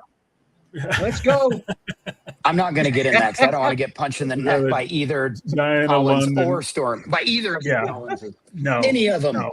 None of the Collins. You do not want to mess with that family. Yeah. Seen a pontoon. Says that. Yep. Exactly. Somebody's in trouble. Good for you, man. Good Like, for I don't you, even bro. want to fight Bootsy. Like, No. Absolutely shout out not. to Bootsy, by the way. Shout out to Bootsy. But yeah, we passed over. We did skip over this real quick. But yeah, Collins just, if you haven't seen his newest video, he just showed off the new Old Town 120 Pro. 120 Pro. So it's not the No PDL. No PDL. It's kind of like the well, I don't want to compare it to another boat, but it's made for either paddling or strictly motors. Ton of deck room. It looks really, really sick. So yeah, go check that out. But yeah, I did see a post from Jake where Jake was going to get out in the kayaks with him. So yeah, well, Collins apparently we don't have to worry about Collins joining the boat brigade because he just got shot down. Right. So Right. Yeah. So is Jake? I probably know who he is. I'm just drawing a blank. He's a pure boater guy, right? He doesn't do kayak stuff. Yeah, he's a pure boater guy. He's an Army guy. He's in the Army. He just transferred to Fort Riley. He was in Missouri, near Lake of the Ozarks. Now he just transferred to Riley. So him and Collins are both there. So yeah. Here's what we got to do. Okay, Collins, are you listening? Get yourself another camera, and when Jake gets in this kayak for the first time, load him up with like 17 different rods with treble hooks hooked behind him, right? Get a camera on this boat. I want to see this boater get into a kayak and work it for his first time. It's going to be your best footage, man. It's going to be gold. Yeah. I mean, I'm sure he's a great angler, but it's going to take your boating from what you think and where you are as a boater, and you get down this far from the water and you can't stand up and you can't work a fish and you can't reach back, and every motion is amplified by 3,000 in a kayak. Get that footage, man. That's going to be awesome. Set up a GoPro on the nose. Yeah, that'd be awesome. Oh, See, yeah. He said he went night fishing at Pueblo and he was scared to death. That's awesome. That's funny. Well, I support going to like a Wednesday nighter in a boat. I support it. Do it. Work. I know. I'm just talking shit, but yeah. I'm going to get my little tiller boat going, and I'm going to try and hit some of those catch rates and stuff on Wednesday night. And I'm going to drag Flanagan with me. And this boat, let me just tell you, it's not great. We might be paddling back. I can tell you the trolling motor was wired in with old jumper cables by the previous owner, and it's mint. Yeah. So are you if you guys know telling me what that power drive Minn Kota is, the old one? Oh yeah, the old school power drive. She's slow too, guys. Don't worry. Yeah, the not so power. So the nighter, you're going to get back out in the boat. You're going to get Flanagan in the boat. Eric's getting into the boat, right? We got Collins going. You mean to tell me I'm going to have to bust the nitro out, and Sharon and I are going to have to jump into a catch rate one of these nights? Enough talk with the boats. Let's do it. I'm putting a flag on the play. Let's I'm go. about to kick everybody out of the. Okay, bye. Just kidding. Everybody's gone. No, Enough of this enough blasphemy. with the boats. Enough with this stuff. Oh, we lost your audio. Did we? Oh, did I mess this up? No, I can hear him. I can hear you. I can hear Oh, you. I can't. Nick. Oh, that's Let me try typical. That this. happens every time. Every time. You always kick him out. Flanagan? Do you hear me now? Yeah. No, geez. Copy? How did I mess this up? I got you, Nick. I can hear you. 20 on Milford, yeah. $20 on Milford. Nice. Backpack to a boat to kayak, yep. Oh, well, easy there, Oh Eric. no! Now you're pushing it. He's calling pontoon boats gay, but he's talking about fly fishing. Good Lord. Jeez. A fairy wand. Yeah. California whipping stick. That's what we call them. Yeah. No, they're more popular here than they are California, but whatever. I like calling them California whipping sticks. I can hear everyone. You got us? Yeah. Yeah. Just came out of the closet. There Yeah, you he go. did. Yep.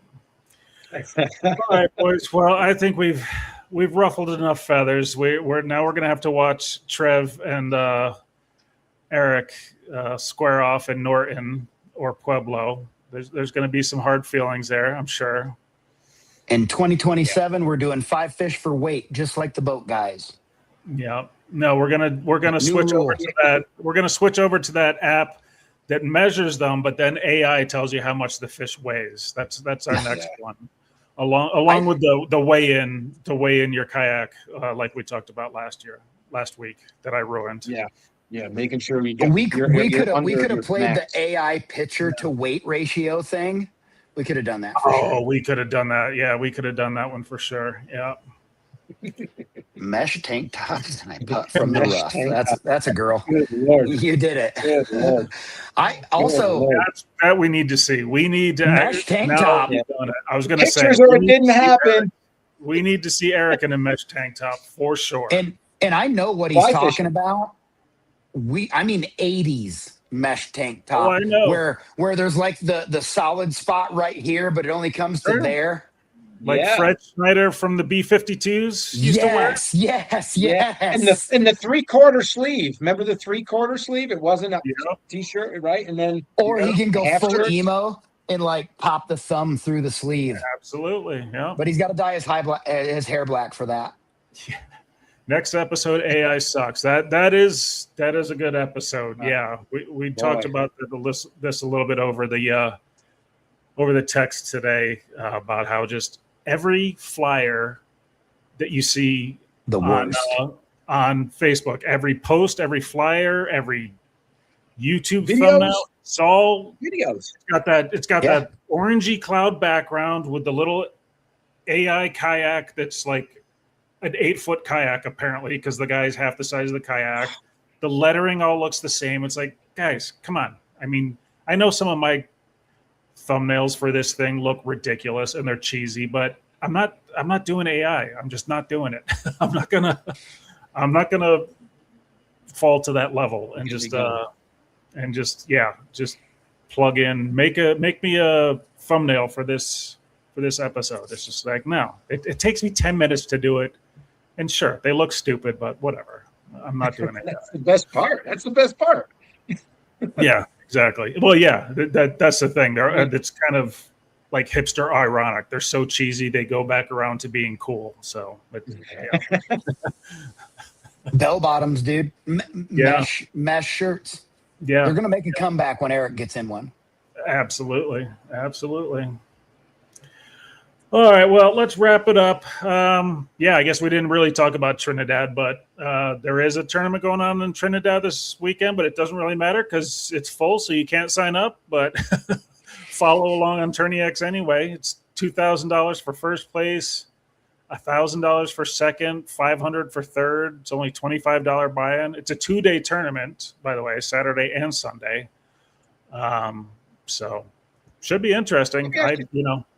Bring the boat down there. They could use a camera boat, man. We could get a camera guy in the boat, and I could take the nitro down. We could run around, and when we're done with that, I could just do full circles, trimmed all the way up, and just hit it, and just go.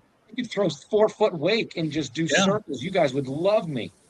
No, just look for any guys whose registration number starts with an N instead of a C. Just Buzz them, trimmed all the way up, full throttle. Just power turn. Trove's asking what guys from the club are at T-Dad. Let's look again real quick, just to go over this. We got Arledge, Alex Rojas. These guys. We got TD. Rojas is on there too. Flanagan, Kyle Morse, Nails, Rojas, Weichel, Weatherboy, and Chen. Oh, I went from Weatherman to Weatherboy. Oh man! Don't be disrespectful, sir. Wow. So there's three more left to sign up. Who knows? I don't know if they're Colorado or New Mexico guys or club guys or not. We'll see. But she'll let you know by Friday at 6:30 if you make it in as an alternate. Yeah, and then make that 4-hour drive down there. Sure. Yeah, because you're what, 3.5? I'm 3, so Strauss has got to be at least 4. 3.5. Yeah, because I'm 2. So. Well, see, time. Okay, here we go, folks. For anybody watching out of state, time is relevant in Colorado because when I go to Trinidad at 10 o'clock in the morning and versus when I go to Trinidad at 4 o'clock in the morning, there's a big difference on how long it's going to take me. Trinidad could take me 6 hours to get home on a Sunday or on a work day. It could take me 3.5 hours at 2 o'clock in the morning. So you never know. But when I usually leave at 4 o'clock, 4:30, I can get down there in about 3.5 hours. Yeah. Now, I-25 is a hellscape. If you're going through Denver and then through Colorado Springs, then through Pueblo at any time of the day, it's 5 or 6 hours to get down there. Yeah, it's taken me 5 hours to get where I live in Colorado from Horsetooth. Yeah. Well, I believe it. Jesus. With traffic, if there's a game or something weird, or there's just a bunch of traffic, or there's an accident, or a Buc-ee's opens, or just everybody wants to go, or whatever, like it can get. I mean, you're doing 5. Yeah. And it's annoying. It's bad. You just sit there for an hour.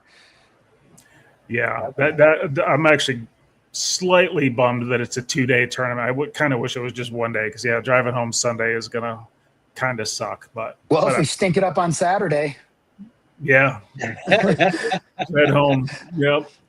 And curious to see what the water level's like. Although the water was low for CKFC and Big Fella almost broke 90, so we'll see. Yeah, could still be good. So.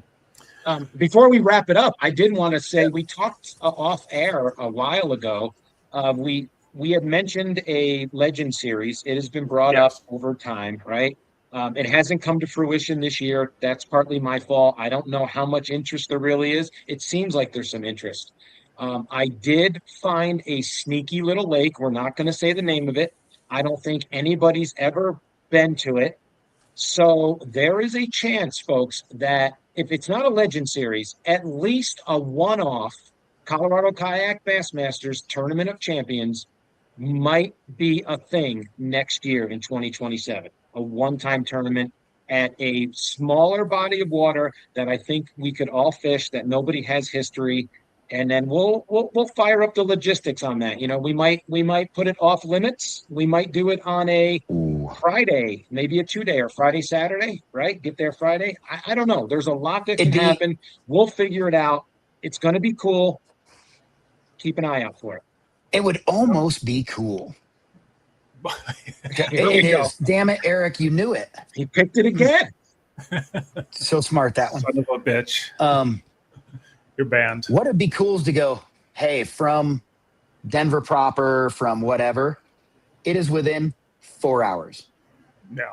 And announce it like the 2 days prior. Yeah. Yeah, he let me in on That it. would be wild. I would bet money nobody in our clubs, or at least nobody in the Legend series, has been to this place. I'm pretty sure. And if so, whatever, you find out the day you show up. That's so hard to do. I get it. It's probably no way you could do it unless you got like a whole bunch of savages like that dude, where like, cool, I'll show up and just pop my tent up on my truck and go to sleep. Or Kenny, where he's like, whatever, the cop will wake me up on the side of the road and I'll be annoyed that he woke me up in the back of my truck sleeping. Like, but Chance, I'll drive 39 hours from the other tournament I was in all night and then just show up and fish and win. Right. Yeah. There's that. No hints. No hints, Eric. There's no hints. And I did tell, and just to be transparent, this place that we had found, Nick knows about it and Flanagan knows about it because we talked about it.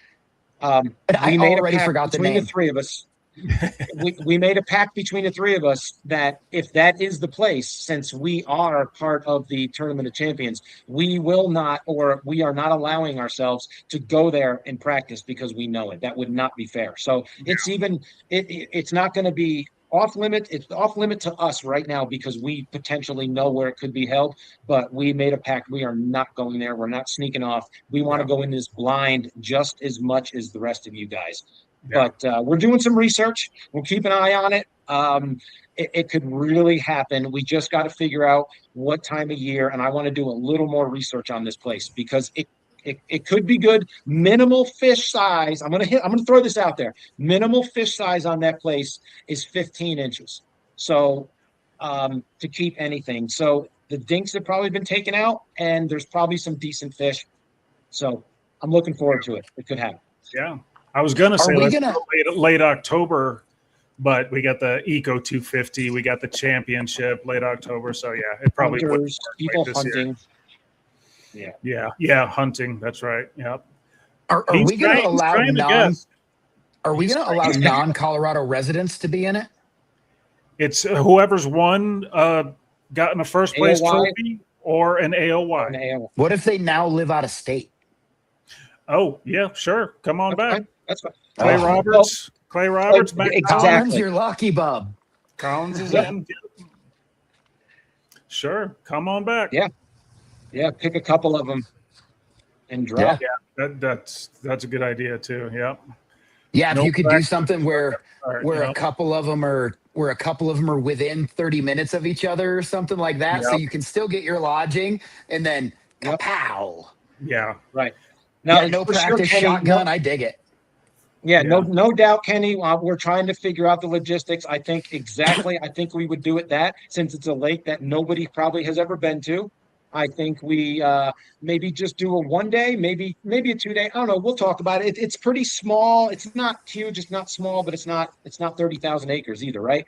So it could hold us for 2 days for sure, no doubt. But I think you're right, Kenny. Going in with no practice, nothing, and we show up the day before, you get your lodging, wake up the next morning, we all head to the lake, and you break it down right then and there. You are the Tournament of Champions. You guys are the best of the best. You're anglers of the year. You should be able to break this lake down the day you're there. That, which then kind of talked myself into right now of making it a 2 day, because you could gather information on your first day of the tournament and fish it. And then, depending on where you are on that leaderboard, you would have to make adjustments now that you have some knowledge of that place. That knowledge could then hurt you. That adjustment could make it better. It could make it worse. You could make a wrong decision. So much could happen on a 2-dayer on a lake that nobody's probably been to. Could make it interesting. It's not just a guy getting lucky 1 day. Yeah. And I love... Corrier is asking. I don't know actually, but it doesn't matter because we're not telling you what state. So, right. Yeah, the more I fish 2-day tournaments, the more I like them. Sometimes they can be brutal to your mental status, but man, I really dig them. Yeah, same. Trev, we just said we're off limits. We off limits ourselves. No. I wouldn't. No. Yeah, And no, Kenny's I'm not doing any research. Kenny's the newest member of the club. He just punched his ticket at Cedar Bluff. Yes, he did. Yes, he Yes, he did. did. That was, He is part of the Legend Series / Tournament of Champions. 100%. He just punched his ticket. Yep. How are the? Look at this guy. He's trying everything. He's trying. Man, everything. he's trying so bad. Yeah. We got secrets, man. We got secrets. He's trying everything. Yeah. So look, well, it looks like honestly, there's some interest from the champions for sure. Absolutely. Yep. So, yeah. Oh, don't get me started. See, Lovell, now you're making me feel bad because actually I was thinking about doing the opposite because of what happened this season with Cedar Bluff and now Norton. I was thinking about making our out-of-staters next season just 1 day so people have Sunday to drive back. But I do understand that I totally understand the rationale of if we're driving out that far, let's get 2 in, let's get as much fishing in as possible. I totally get that. So right. And if you're a paying member in the club, we do a club meeting every year where your voice can be heard. And Lovell, we're going to hear you, bro. We get it. Yeah. But for all of you out there that don't chime in or haven't been with the club for a while, we do a dinner. It's a far. We're not saying if it's your waters, Collins. We're not saying. Right. And yeah, 100%. I mean, I was just. He's going to charge. He's going to charge per boat. Yeah. What was I just thinking? Leslie stoked to fish new water. Yeah. Yeah, it would definitely be new water for sure. The 2-day thing? Was it something about 2 that's day what it was. Yes, it was. So what I think Matt and I are going to do, and it's no secret, we're talking about it. We're probably moving forward. We're probably going to pull 2 days, a Saturday and a Sunday when we go to Norton or we go to Cedar Bluffs. Moving forward from now on, hell, we might even absorb that $30 extra cost if it's in our budget. We might do that if we put. Let's say we put Pueblo in April, and we know how it goes in April. We might pull a Saturday permit and a Sunday permit for April, and as the time gets closer, we'll figure out what day is going to be the best. We want to have that flexibility so we don't have to – we would love to never have to do another makeup tournament ever again. We want to have the ability to make decisions and choices based on the area that we're fishing. But, Sharon said something to me the other night that she brings up a good point. She's like, we live in Colorado, and there's a drought, right, supposedly. But Pueblo's got plenty of water. Horsetooth has plenty of water. Chatfield, we're going to Norton, and they're going to be a mud puddle. We're going to Cedar Bluff. Yeah. She's like, is it getting to the point now where leaving Colorado might be hurting us more than it's worth? Depending on the time of year, maybe. There's water here. There's water here right now. Norton has less water than Horsetooth. Not that Horsetooth is great. We all hate it. We know. But the point is Colorado is sending all their water there, but we still got all the water. Yeah. We did it. Didn't we do a Saturday? We did it last year, didn't we? Where we said, hey, we're pulling it for both. Yeah. Was it Chaff? I thought we did it for Mac as well. Yeah. Yes, I did. Yes. Where it was like, hey, be ready. If it gets too windy, we get blown out. We're going the next day. So prepare yourselves. Take that weekend and then off, do an aggregate and double it up. Like, cool, we're good for Saturday. We're doing a double pay event. It'd be high stakes on accident. Yeah. Oh, Corey Doyle's onto something. Well, hey, while we're still on this, what do you Tournament of Champions think? What do all the champions and AOYs think? What do you think should be the entry fee for the possible 2027 CKB Tournament of Champions? $500. Holy Jesus, I'm in. I'm kidding. I don't want to. Not after the year I had this year. Last year I would have said that, but yeah, be realistic. It is the Tournament of Champions. Well, then in that case, it should be no entry fee, but $10,000 payout. We need some sponsors to make it no entry fee and a big payout. That's what we need. Man, workload on us, Flanagan. We're going to have to get out with Chamber of Commerce, and we're going to have to start dealing with people. We're going to have to sell this shit. That sounds like a lot of work. No entry fee. I would say, like, what is it for our championship? It's $150. right? 160. 125. I can't remember. 100.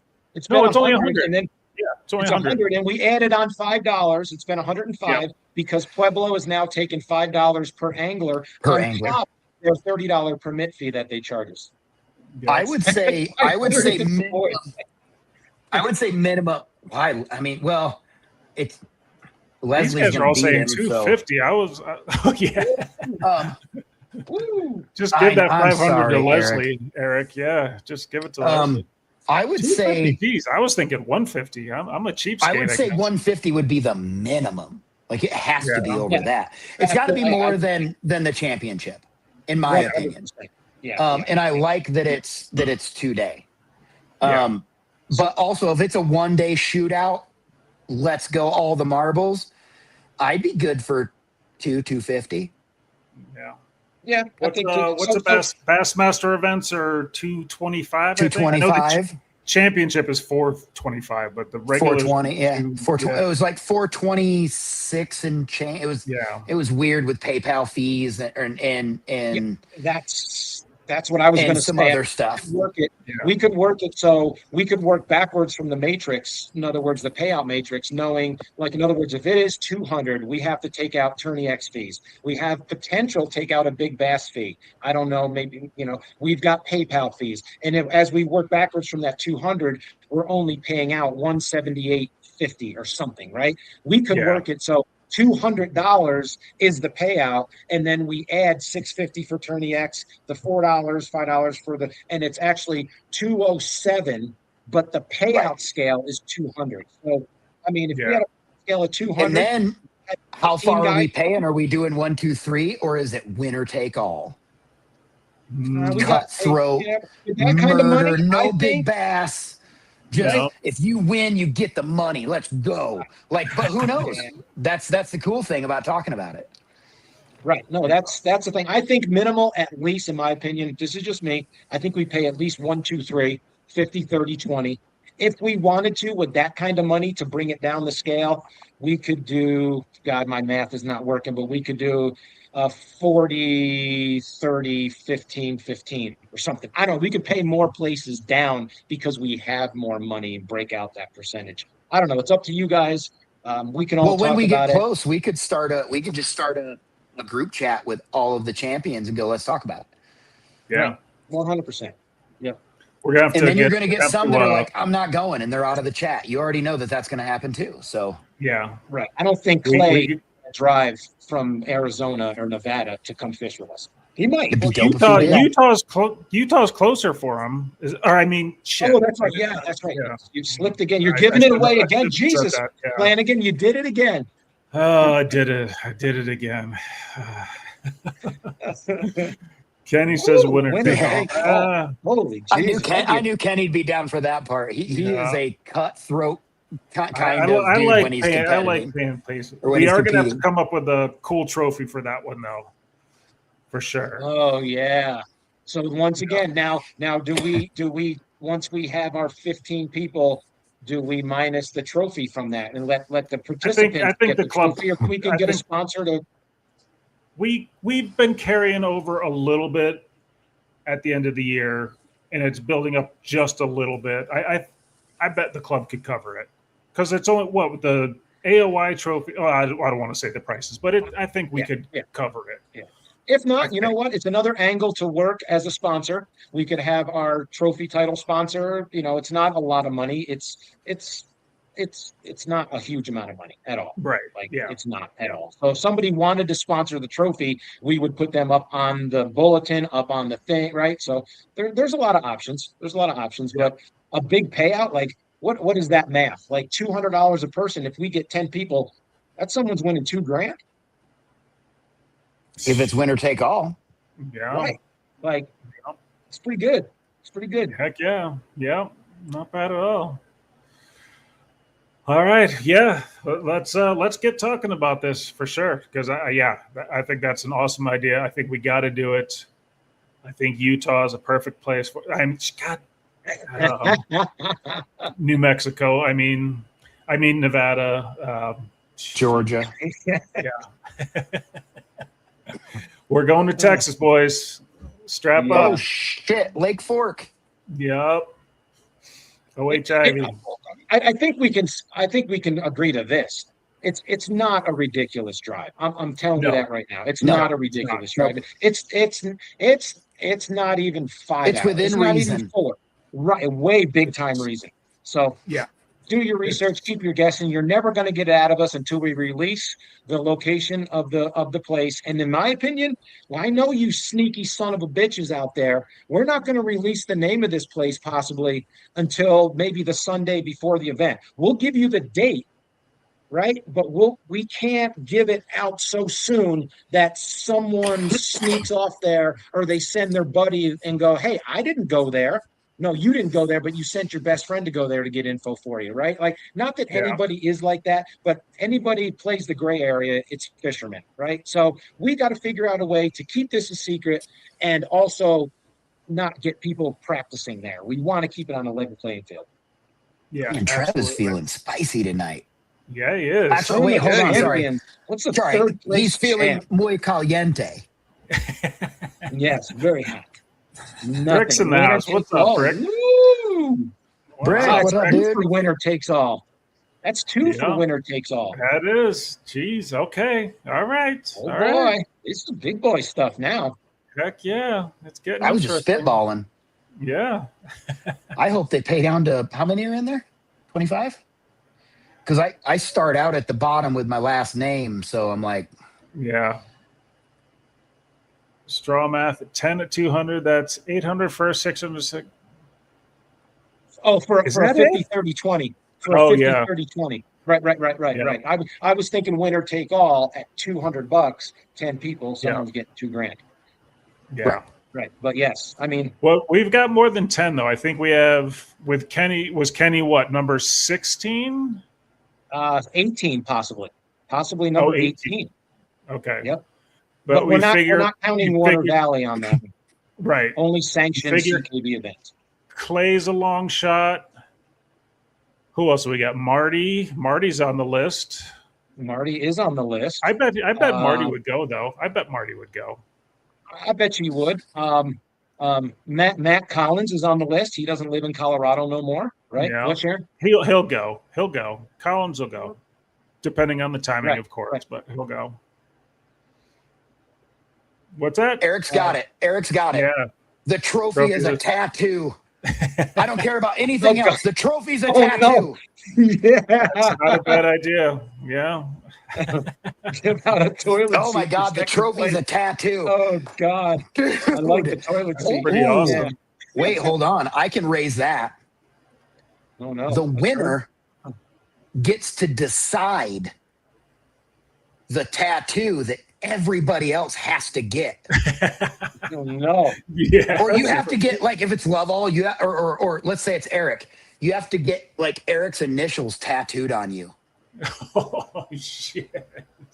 Oh boy. Dude, Yeah. oh my God. We need to really think about, I don't have any tattoos. That would be my only tattoo. God. Yeah. Oh my That would God. be awesome. Eric Ali right. for the win, everybody. Eric Ali Yeah. script over your heart. You got to get it over your Oh. heart. Yeah. Jeez. Eric Ali, Gamagatsu, right Yeah. there across Oh, the chest. jeez. Right? Oh, Like- jeez. Yeah, you know Trev's in. Oh, yeah. Obviously, yeah. he'll put it right next to his Dalton. Tramp stamp. Yeah, It's gotta be a tramp stamp you have to get a urchin bait tattooed under your eye like a gangster. on your back, on the small of your back. A tramp Yeah. stamp. Oh my God, urchin. is this tattoo thing going to become real? That's 4 right now already. It's Oh, picking no. up. Yep. Shit. My Hodecker. forearms are full. Boom. Not big By enough. Ray Charles forearms. Yeah. Can't see nothing. No, you just have to get the word Hodecker. Oh, That okay. that would work. Sure. All right. Hodecker 316. Yeah. Oh, shit. Good Lord. Get Straw's face on the back like Steve-O. Yeah. Oh, get That's right. the Nick The picture. Roy the Nick, Orbison. the Nick Weatherman face. Oh yeah, God, yeah. get it. Dude. No urchins. I'm not allowing anyone Yeah, to get no, an no, no, urchin. no. No. No face tattoos. If we do this, you can put the tattoo wherever you want. It has to be at least kind of mellow. No, you know what you got to get? You got to get the Aussie knuckles, but bass fish. Right. Across Right. the knuckles. Like Aussie. Or you have to get crappy like bass champ, but it's CHMP, and then you're gonna have to explain what that means all the time. Yeah. Yeah. Like my wife has to do. My wife has knuckle tattoos and it says Jai with an exclamation point. Jai is like Sanskrit for something. But she has Jai exclamation point. So it looks like jail if you look real closely. And she has to explain to people, no, it doesn't say jail. It's like, that's awesome. Yeah. She didn't think that went out too well, unfortunately. You see what this your tattoo bait says? wherever you want it. Make good choices. Yeah. God, the all right, boys, let's wrap it up. That's 2 hours. Yeah, that's 2 hours. We're gonna have too many. We'll have a whole episode on tattoo ideas for the champions, for the tournament of championships, tournament of champions. But we definitely got to do that. Corey says, "I like you." Yeah. She's all right. She's a good one. Yeah. All right, boys. Let's figure out what to talk about next week. Maybe we'll talk about rod building. Maybe we'll talk about how the Trinidad tournament went. Sorry we couldn't get Ramey on. Ramey, sorry we missed you, but he said it would be hit or miss because he's in Albuquerque for a work conference. So understood. All good. We'll see. We'll take him out for dinner Friday or Saturday. It's okay, Trev. We like having a snooted up Trev talking shit. That makes for a fun podcast, man. It makes for a fun podcast. Do it all the time. I'm already itching for Norton, though, man. I am so excited to go to Norton. Yeah. I'm just, I don't care what the weather or the water level is. Those fish are still there, man. I haven't fished in a long ass time. I haven't been in a tournament. I'm ready. I've kind of turned around on that. I was really getting worried about how low the water is. Now I'm kind of like, it's going to be a whole new lake for us. Let's figure it out. It's going to be a whole new lake for us. You can't go to your old usual spots that won last year. They might not be there. Exactly. Yeah. So there's stuff it's going to be cool. Kansas. They know what they're doing. They drop brush piles. They drop rocks. They drop big brick. I mean, look at Red Willow coming off that main point right there. You come out far enough and you go back on Google Earth and go back in time, there are giant cement and rock piles just loaded. And when the water's normal, that stuff is still in 15 feet of water, right? So they could still pull it down 8 feet. It'd still be in another 8 feet, right? Straw math, whatever, 7, whatever. Straw math. It's fine. You get my point. Like they're putting stuff. It's not like Colorado where you have 3 brush piles that are up on the bank, and when the water comes down 3 feet, the only thing you're fishing now is contour lines. That's not what it's going to be. There's stuff out there, guys. You just got to find it, and that's what I'm talking about. We are the best of the best. Let's go to Norton. Let's kick some butt. And let's find some stuff. Hell yeah, it's going to be awesome. All right, thanks for hanging with us, everybody. That was a fun one.